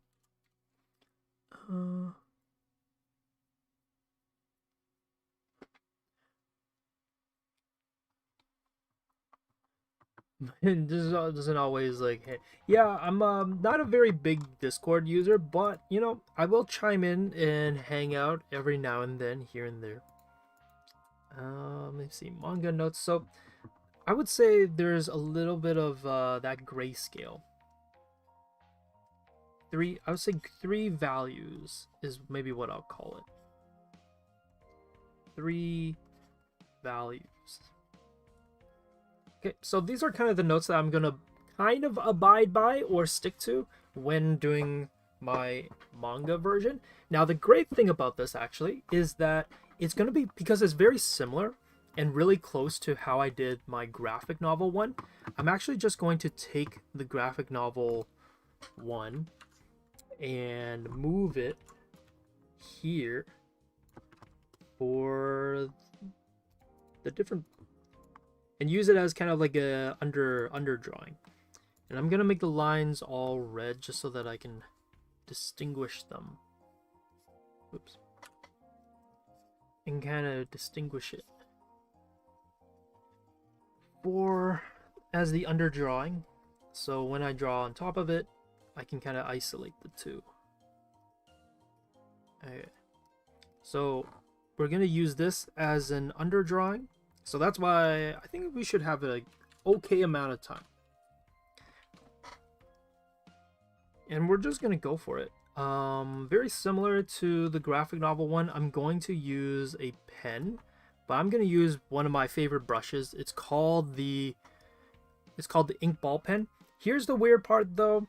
Krita, for some reason, I don't know if it's still the case, Krita has kind of changed the brushes that get downloaded automatically. So if you want the ballpoint pen brush, I'm just gonna quickly show you the pen settings, and what I would recommend is just pause the recording or pause the video when the VOD comes up, and I would say just screenshot and save these settings, because I think it's like one of the best brushes to use for line work on Krita. It's not an easy brush to use though, but if you have good lines and you want to have this like really cool brush, for some reason it doesn't come by default anymore, so you gotta like recreate it. So I'm just gonna quickly flash through all the settings here so you can kind of copy it. And yeah, so if you want to recreate the ballpoint pen, these are the things to recreate it. And I think that's pretty much it. It doesn't have any other settings, but these are all really important. So like kind of try to like copy all these numbers, and then you can recreate the ballpoint pen. But yeah, it I don't know why they didn't they don't have it on the new version, but yeah.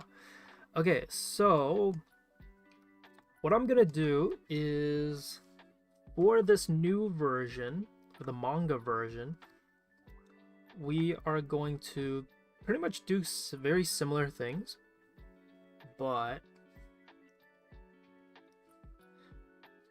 I'm going to make the faces a little bit smoother, and the nose I'm gonna make it more anime-ish in terms of like the approach to it. So going back to that cat-like approach, I'm gonna kind of flatten the mouth a little bit.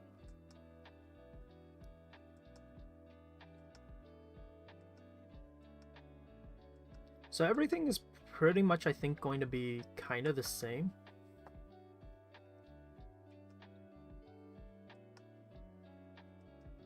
But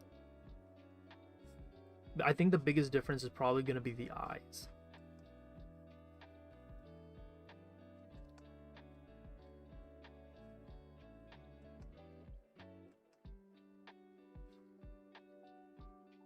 And I'm not going to add that triangle under the nose kind of a deal.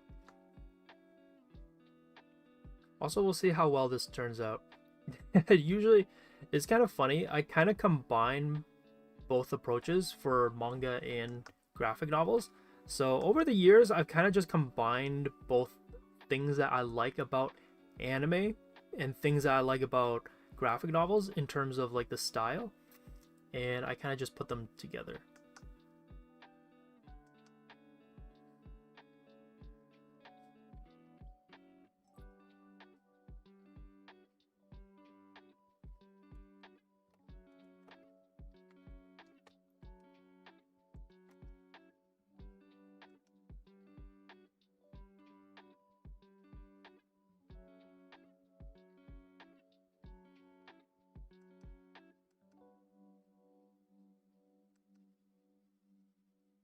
Maybe push the mouth in a little bit.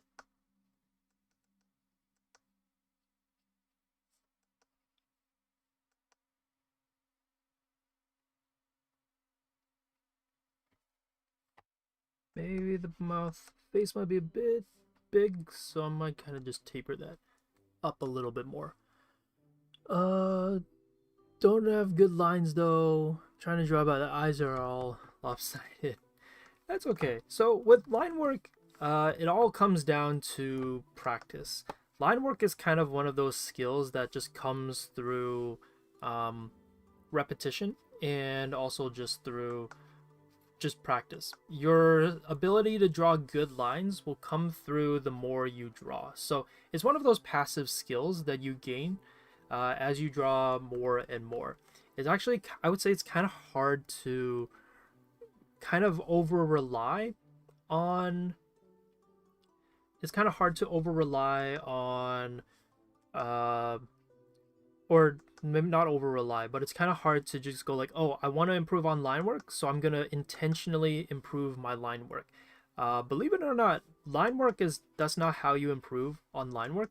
Line work is kind of done by just by just drawing. So the more you draw, the more you get better, and the more you get accustomed to how line work should be done. So your ability to control and finesse the lines is very much based on just drawing more and more, and then your hand-eye coordination just gets better and better, and you're able to execute and draw in the way that you want. So it's actually less so about intentionally trying to get better at line work, but it's actually more about just like doing more studies, drawing trying out different mediums, trying out different brushes, and as you practice more and more, your ability to just kind of control the lines, and also your ability to just know what lines work best, just develops further.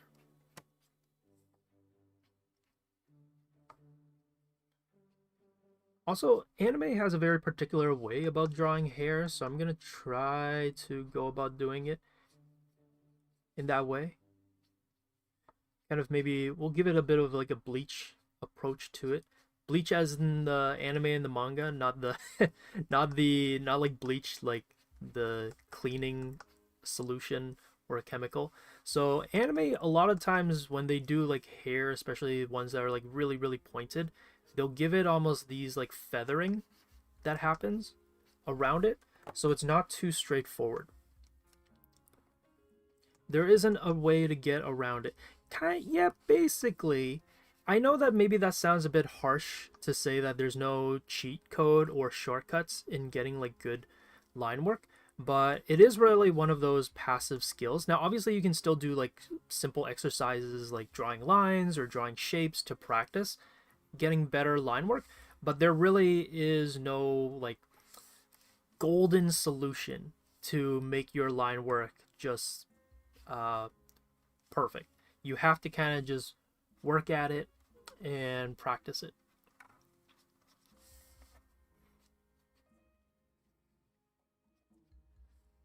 Yeah, so I'm kind of going for kind of a like classic anime hair approach. I think is like maybe the best way of saying it. Like a little bit feathered and tapered at the top. Maybe adding a few more spikes and everything just so that it feels more like an anime. And the ear is always kind of like a big contention for like how to approach drawing anime ears or manga style ears. Some artists go very realistic with the shape inside of the ear, others go a little bit more simplified. We'll go with realistic just to have a bit of a separation from the graphic novel one. So this is the graphic novel one, this is the anime one. So the graphic novel one, I simplified it a bit more, made it more kind of shape and geometric, whereas this one here is a little bit more realistic.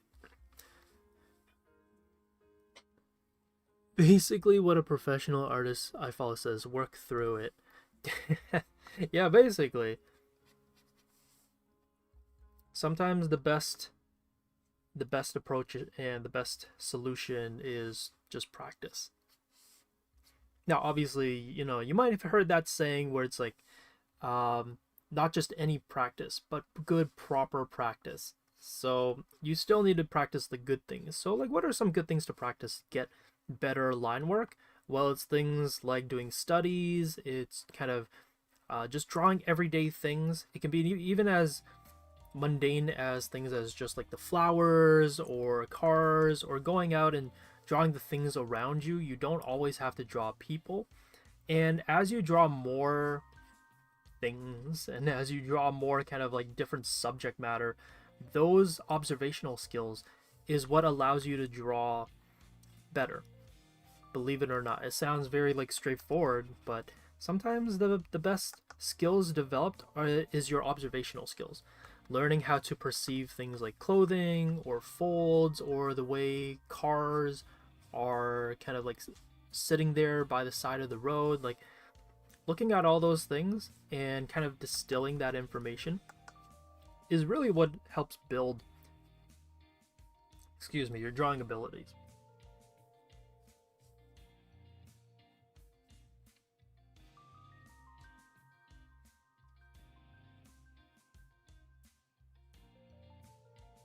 So as you can see, pretty much just following what I had for the graphic novel one, but changing the line work a little bit. Just so that there's a little bit of a difference in just drawing approach. And I guess the way that I'm approaching it is like, now I don't know if I would describe it necessarily as being more realistic, but I'm adding a few more kind of just like details and lines here and there. But yes, both comic books and graphic novels share very similar design and drawing languages. Um, but I think it would be naive to say that there's not a distinction between the two. Are they both the same mediums? Are they both kind of just mediums of storytelling? Yes. But there's obviously something about it when it looks like a manga versus when it looks like a graphic novel. And I think it's if you ever want to draw like either one, it's good to kind of understand like what makes one look the way that it does. And in this case, for me, I think it's sometimes just like in the face, and sometimes even just the level of detail in the line work.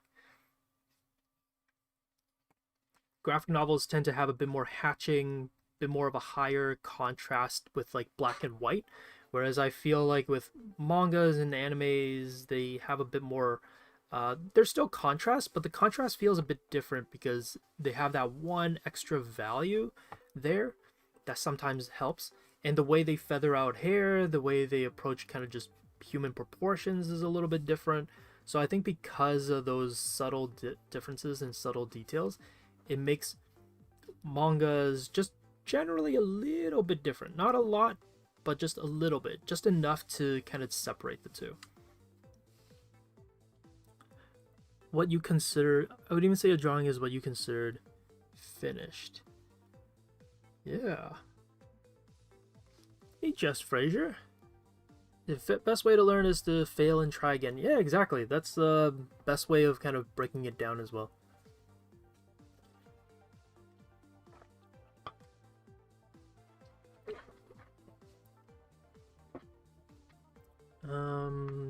I'd be wanting both at the same time.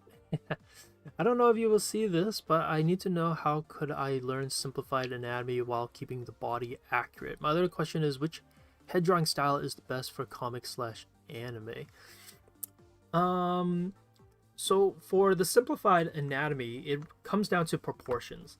You can stylize something and still have it feel simplified, but still feel grounded, and that grounded feeling comes from the proportions. So like how big is the head compared to the body, how long are the arms.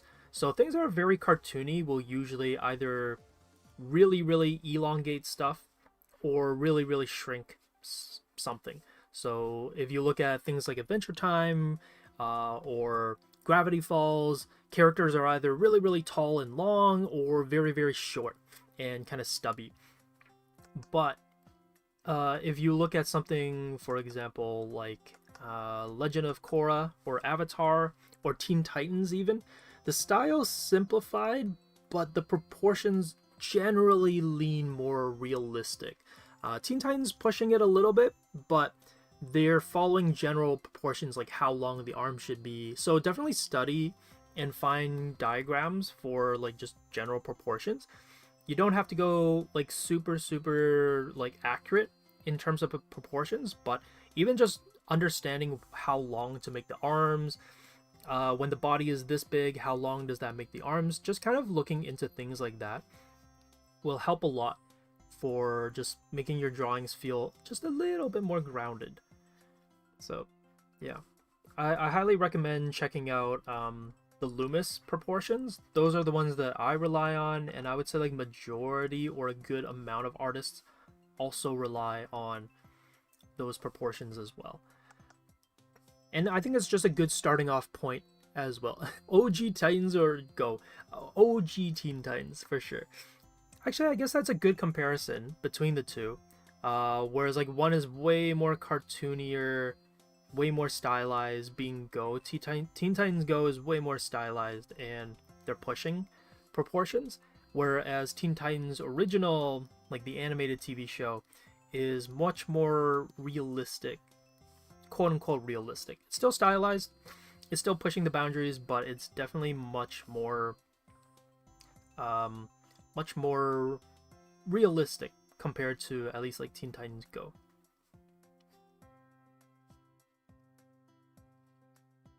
But yeah.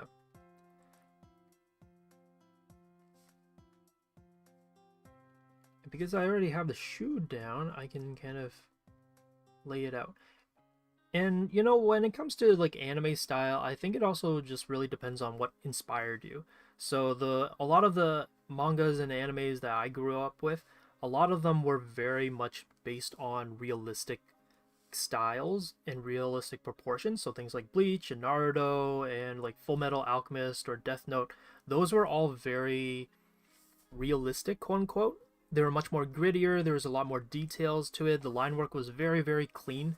So I grew up with series that emphasized a lot of realism in terms of like the level of line work and detail. So I guess that like kind of bled over for my stuff. And so when I draw, I kind of approach drawings in a very similar way or similar fashion. Um, and so when I go about drawing, I like to put a lot of details and a lot of visual noise in my drawing. And what I noticed too with like mangas as well is like they put a lot of details on things like the environment, or when they're drawing like a table or a desk, there's so much details on the shoes or on the stapler or just like this pencil sharpener. There's like so much details, and it's like it's it's kind of interesting, and it's like, dang, why did you put all these details? But it creates the feel of the world, the sense of the design and aesthetics of the world is kind of determined by those levels of details. So I think it's kind of just bled a lot into how I draw personally.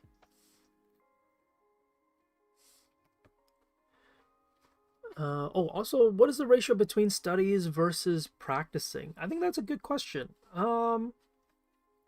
It really is up to you. It's going to be person to person kind of basis. I know that that's a very kind of cop out kind of sounding question or answer, but it really is dependent from person to person. Everybody's going to have a different opinion on how much practicing they want to do. Obviously, I think if you're someone who really wants to improve your technical skills, then you're going to try to do more studies.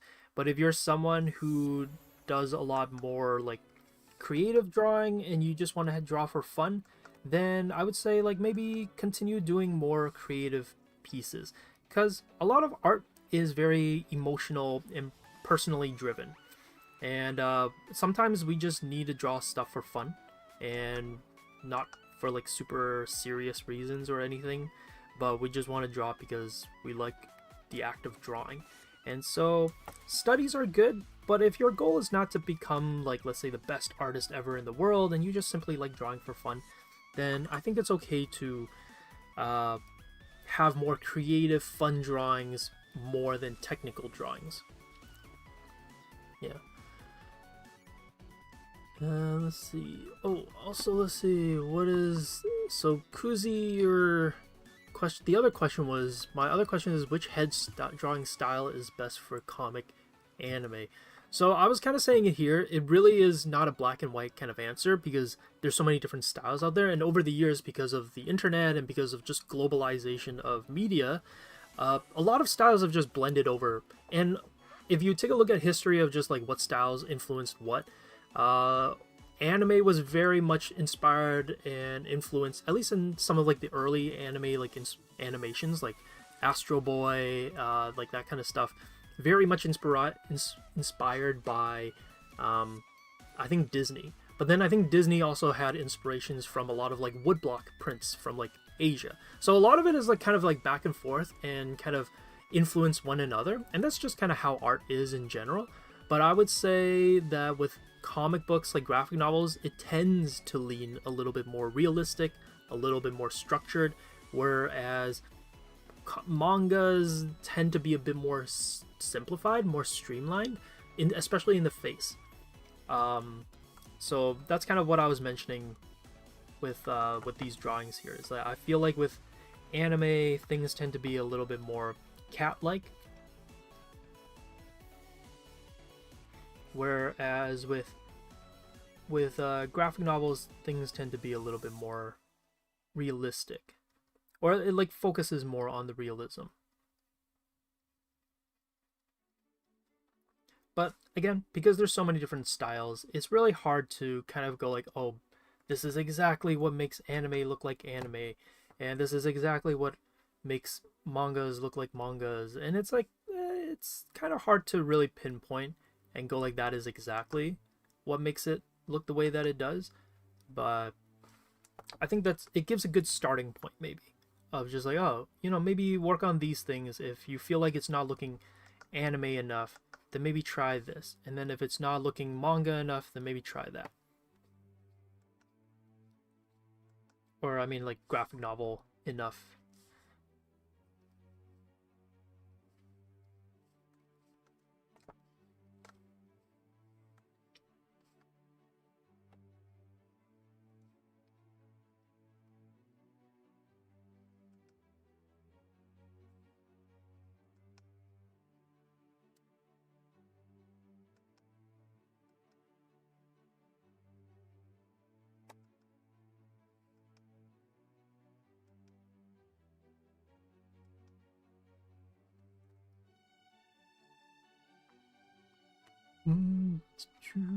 I've been studying, inspired by JoJo's. Then yeah, every art style is going to be a little bit different. And so, like, for example, you say you're inspired by JoJo, then really take a look at kind of like the proportions that JoJo uses. How big are the head sizes? What are they using to kind of capture the heads? I would say like JoJo is much more square-like in kind of how they approach things. So maybe kind of give that a shot. Maybe kind of look at how they approach drawing, like, how they approach drawing proportions and all that.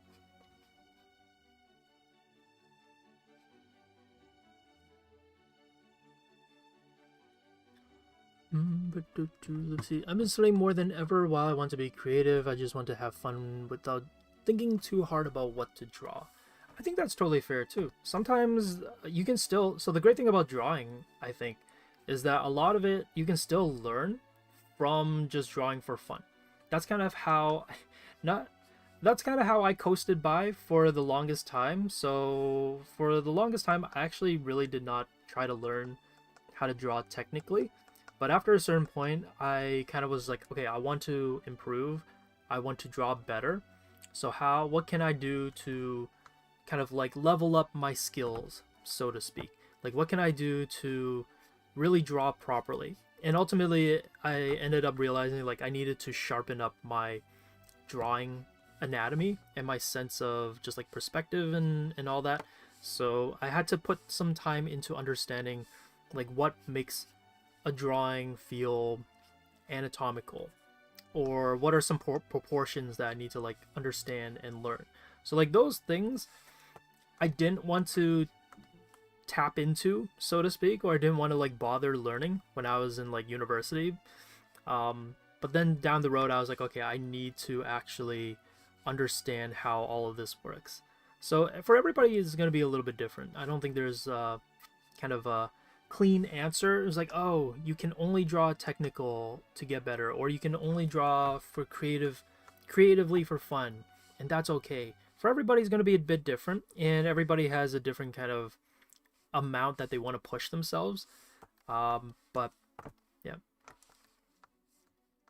but that's kind of like, again, the nice thing about art is that sometimes just this simple act of drawing is what will get you to improve.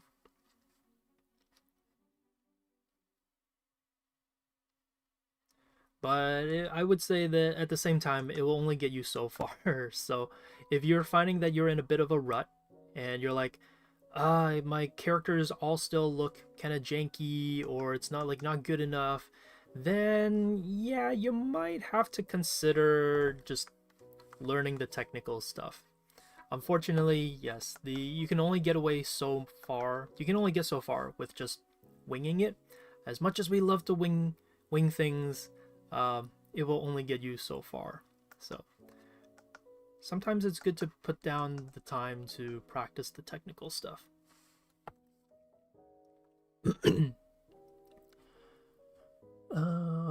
I've been drawing perspective cubes for a week now. I've completed 250. Oh my gosh. But I'm lost what to now to do. Thinking about anatomy, I can't find articles for it.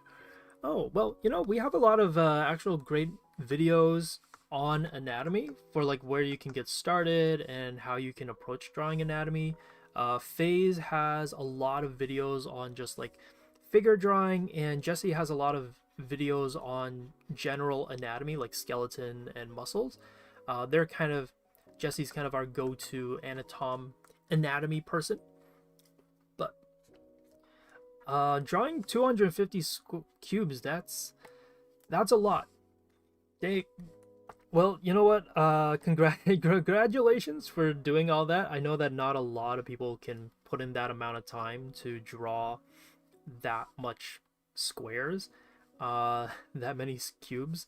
But hopefully you learned something from it, and I think that ultimately that's kind of like the goal as well. Is like, sometimes it's not so much about how much you draw. It's you still ultimately want to make sure that you learned something from it. So hopefully you were able to glean something off of it, and it provided some good information for you to use for your drawing.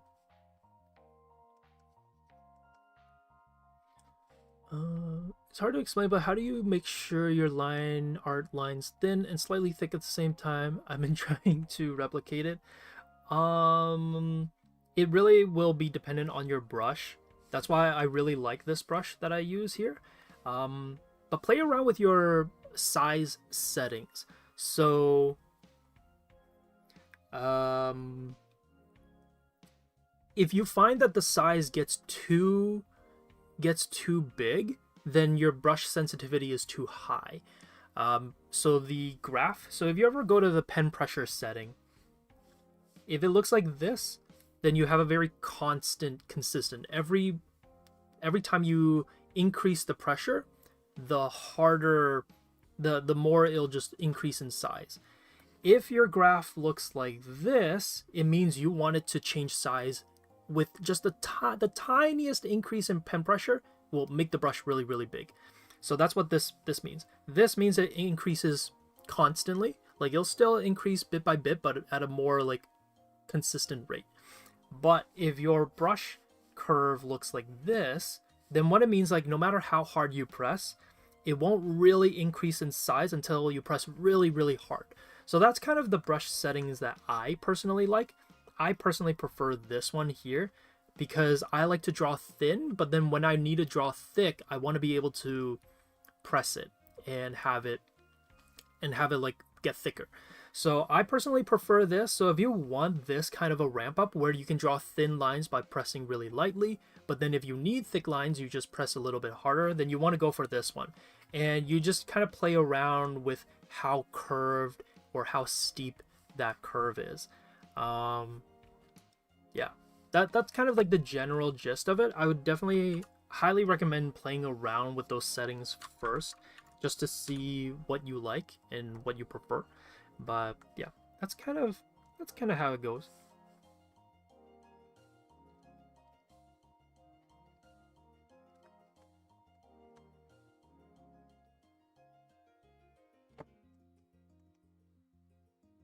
Hopefully that gives you a little bit of insight on how to adjust your brush settings. And that's like another thing too, of just a lot of people. Yes, I like to use a lot of default brushes, but I will still adjust them to better match how I like my brushes to feel.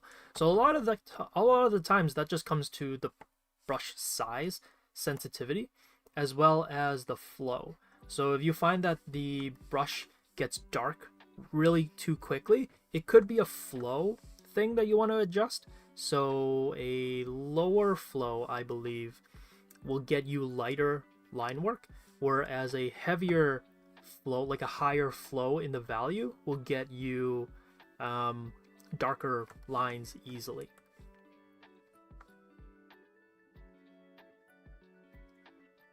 Yeah. That you like. Oh yeah, Peter Han's a really good one too. He does a lot of detailed dynamic drawings, and yeah, good one to check out.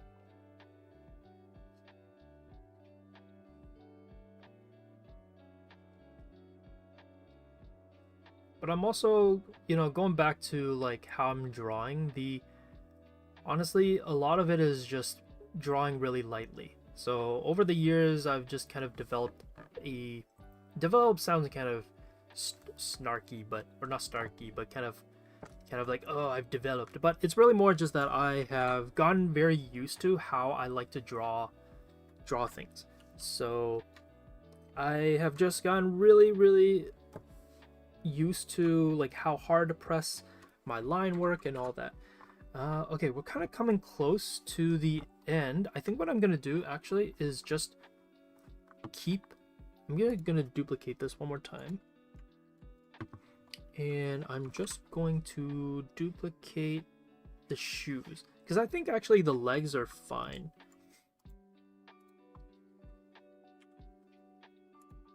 So I think that's pretty good. And then we're gonna take this here, and I'm going to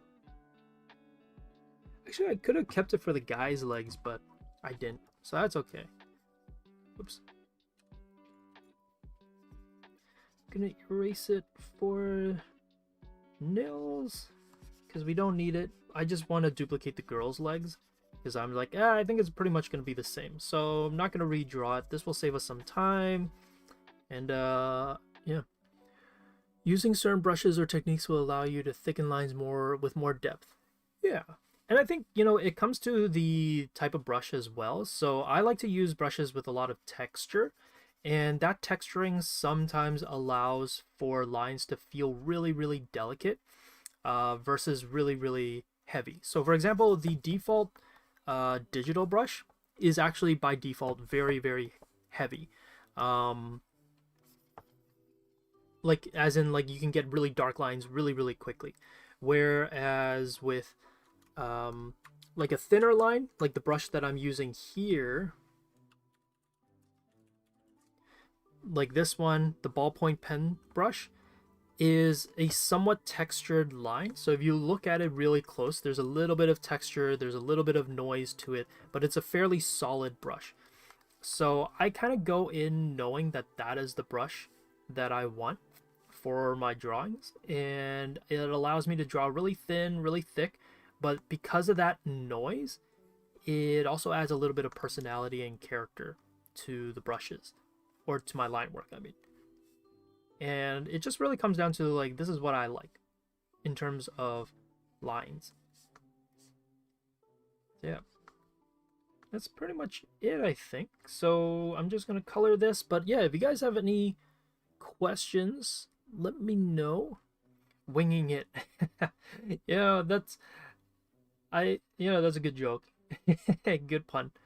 Yeah, but we try not to encourage too much about like winging it, because I think the notion of it sounds nice, and to be fair, I used to wing a lot of it as well, but I think, you know, after a certain point, you're just gonna be kind of wandering in circles if you wing too much. Not that you can, like, winging has its place and its time. I think a lot of drawing, it's not so much winging, it's actually a lot of improvising. You're improvising with what you already know with how to do, but I think a lot of people misinterpret that and see it as,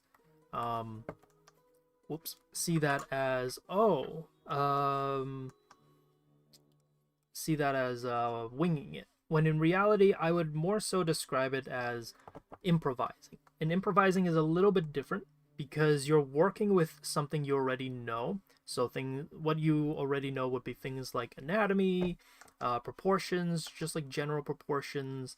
So those are things that are guiding a lot of your drawing and design decisions. But you're not necessarily winging it, you're improvising with what you know. So you're kind of making an educated guess. But I think a lot of maybe like beginner or newer artists see that and they go like, oh, see, they're winging it, so I can wing it. But it's not so much winging as is that it is you're making an educated guess and you're working with technical knowledge that you've developed through practices and studies. Yeah. How long into drawing do you learn perspective? Perspective, I think anytime is good to try to dive into perspective. A lot of people, I think, get intimidated by perspective because, well, we say perspective is hard, but I always encourage students to just give it a shot anyways, to try it out. Because perspective is one of those that you want to kind of just dabble a little bit in bit by bit. If you kind of go all into perspective, it can be a little bit overwhelming. But if you go at it bit by bit, see where you're at, see how well you're holding up in terms of like learning it, it's a lot more manageable. And the other thing too is just that you can kind of take a break from it if you're feeling like you're not technically there right just there. Like you need to sharpen up your line work, maybe you got to sharpen your understanding of just forms and three-dimensional forms. And so by kind of sharpening and cleaning those up first will make perspective easier. So kind of give perspective a shot, try it out, and if you're finding that it's still not clicking, don't worry about it just yet. Come back to it at another time. Try it out later and see if you can pick it up better another time. But perspective is very important. Whether you're drawing in a very stylized way or in a very cartoony way, like perspective is always going to be important. Yeah, believe it or not, some of the best 2D flat character designs are like really well designed because of perspective. The sense of just like anatomy and spacing comes from perspective.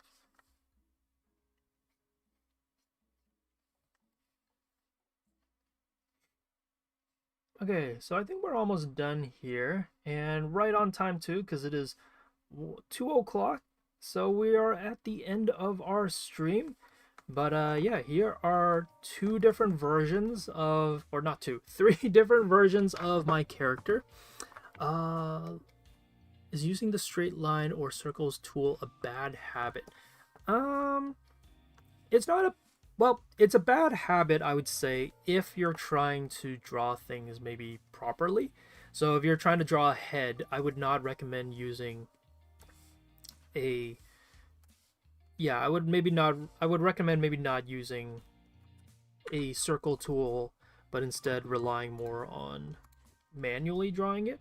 I think when you draw manually, you pick up like good drawing habits. So if you rely on the tool too much, you aren't sharpening up or building up those good drawing habits that you kind of need to draw better. And but like circle tools are great if you are drawing something that is circular. So that sounds really like maybe like obvious or straightforward, but like if you're drawing something that's like a wheel, or you need to draw something like, I don't know, like a circular sign, or you're drawing like a wall or a room and it's just easier to draw with straight like a line tool, then yeah, use a line tool. But if you're kind of drawing like a human, like a person, and you're trying to draw like the face, then yeah, I would say maybe not the best idea to use like the line tool. Also, I totally forgot to put in the lines here. I thought I was like done, and I was like, oh wait, I did not put any of the fold lines here, so I'm just quickly put those in. Okay.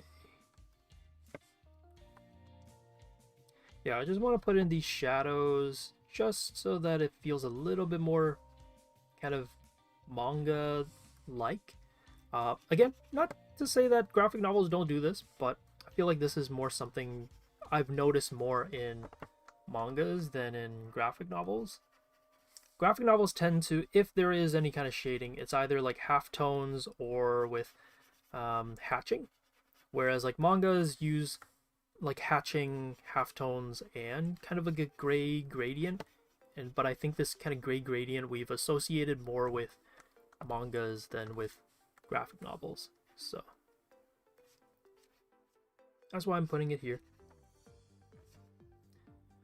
Okay, yeah, no problem. Bye, TF. This is okay for a very beginner, but you want to start doing the basics yourself. Yeah, so essentially what Vin is saying, I think the more you kind of practice how to do the basics, the better your drawing abilities will be. So that's where like sometimes art you can practice and improve by just simply doing fun drawings, and part of that is because by just drawing, like starting off with simple shapes, you get better at drawing those shapes.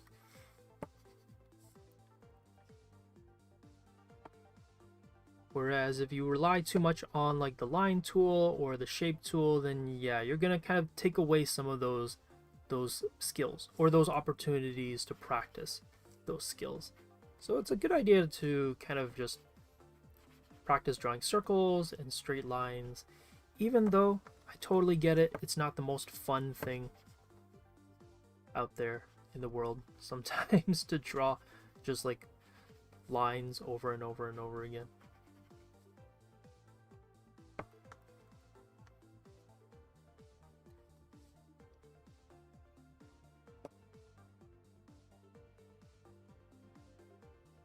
Just gonna draw these in really quickly, and then we'll call it a day. So I'm using this kind of like a very simple trick, I guess, or hack when it comes to pants or clothes. A lot of animes use this kind of like triangle, this rounded triangle shape for the shadows, and it works really, really well. So if you're like not too sure how to shade in pants, you can use this like triangle thing. You use crutches at first, but you don't strengthen your leg yourself until you stop relying. Oh my gosh. Vin, I think this is my first time ever hearing you use a sports, or not even, well, I guess it's not sports, but it's like a physical analogy. My mind immediately went to sports because I just twisted my leg not too long ago and I had to rely on crutches. So it's kind of funny hearing you use crutches as an example, because I like kind of used a bit of a crutch after I twisted my ankle, but it's kind of coincidental, feels like.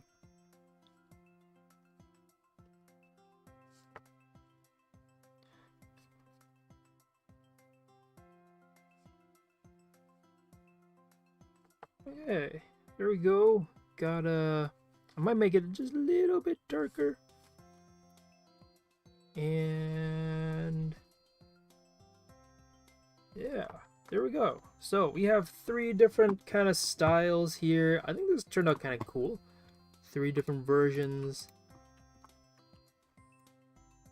Maybe I'll move that here. And although this one did have color to it, so maybe let me get the color version. Oh.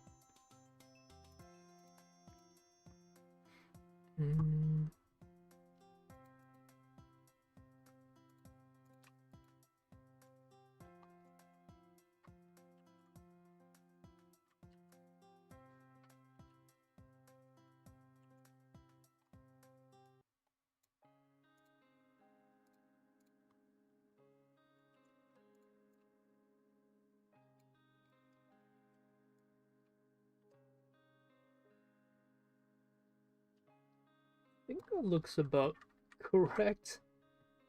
Placement wise, I think that looks kind of there. Wish I got a chance to color all of them, but yeah. I guess this is kind of it. 3 different styles. I drew like 2. I don't know why I decided to go with 2 characters at a time. Could finish this a little bit quicker, I guess, if I didn't, but yeah. We're crutching around at the same. Did you break your leg recently? Oh my gosh. I've been out of volleyball for the past 4 weeks. Oh my gosh. And I've been like, I want to play. So I think I'm good to play this week, but it's so sad. Been out of volleyball for the past 4 weeks. But yeah, thank you everybody for joining. That's kind of the end of our stream, and I hope you like these kind of 3 different takes and versions of my characters. But yeah, we got a comic book graphic novel version on the left, we got a comic strip version in the middle, and then we got a more manga version take on the right. So yeah, hope you guys enjoyed this one. I'm just gonna read the closing statements, and that'll be kind of it. Yeah, thank you everybody for joining us. If this is your first time, my name is Josh. I'm an instructor at a school called Winged Canvas. And yeah, we're not just a YouTube channel, but we're also a school of education. So if you want to level up your art skills and kind of learn a little bit more about how to draw characters, proportions, or even how to paint or animate, then check out our website. We got a whole collection of classes and teachers that with varying skills and expertise. So if you want to improve your art skills, definitely go check out our website for more information. And if you missed it, today we went into what is the difference in analyzing comic books, graphic novels, and mangas, just to see like how we can design or draw characters with those styles. So I'll be posting these notes on our Discord shortly. And speaking of Discord, if you haven't joined our Discord, definitely check it out, as well as our other social media platforms. But Discord is kind of like the best place to be. It is a super big community with a lot of great people on there. So if you want to see or be updated with any announcements, updates, and also just like what we're streaming next, Discord is kind of the best place to do it. But if you don't have Discord, no worries. Definitely, if you subscribe to our YouTube channel, you will be updated as well with like what we're streaming, as we like to schedule our posts ahead of time throughout the month, so you know what's coming up. And yeah, I think that's kind of it. Let me see. Oh yeah, well, I guess I read the little thing about Discord, but yeah, Discord, great place to hang out. And this will be kind of it. So keep an eye out on Discord. This is where I'll be posting first soon. So it'll be up on the live stream channel on our Discord, where I'll be posting this final image as well as the notes that I did alongside it. So you can take a look at everything. And yeah. And oh yeah, school. I guess I forgot that one little bit too.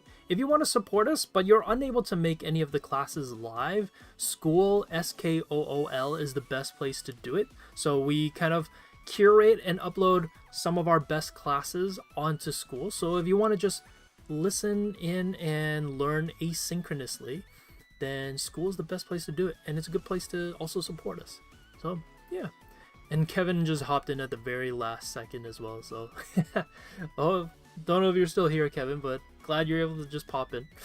And yeah, that's kind of everything. Hope you guys have a good rest of the week and a good Monday. I know Monday sometimes is like a kind of a day, but I don't know, Monday is kind of okay. It is actually kind of busy for me on Mondays, but yeah. Okay, well, everybody, thank you for joining. Hope you have a good one. See you all later. And enjoy the weather. I hear it's warming up now, so I think it's gonna be nice. But bye. Bye-bye.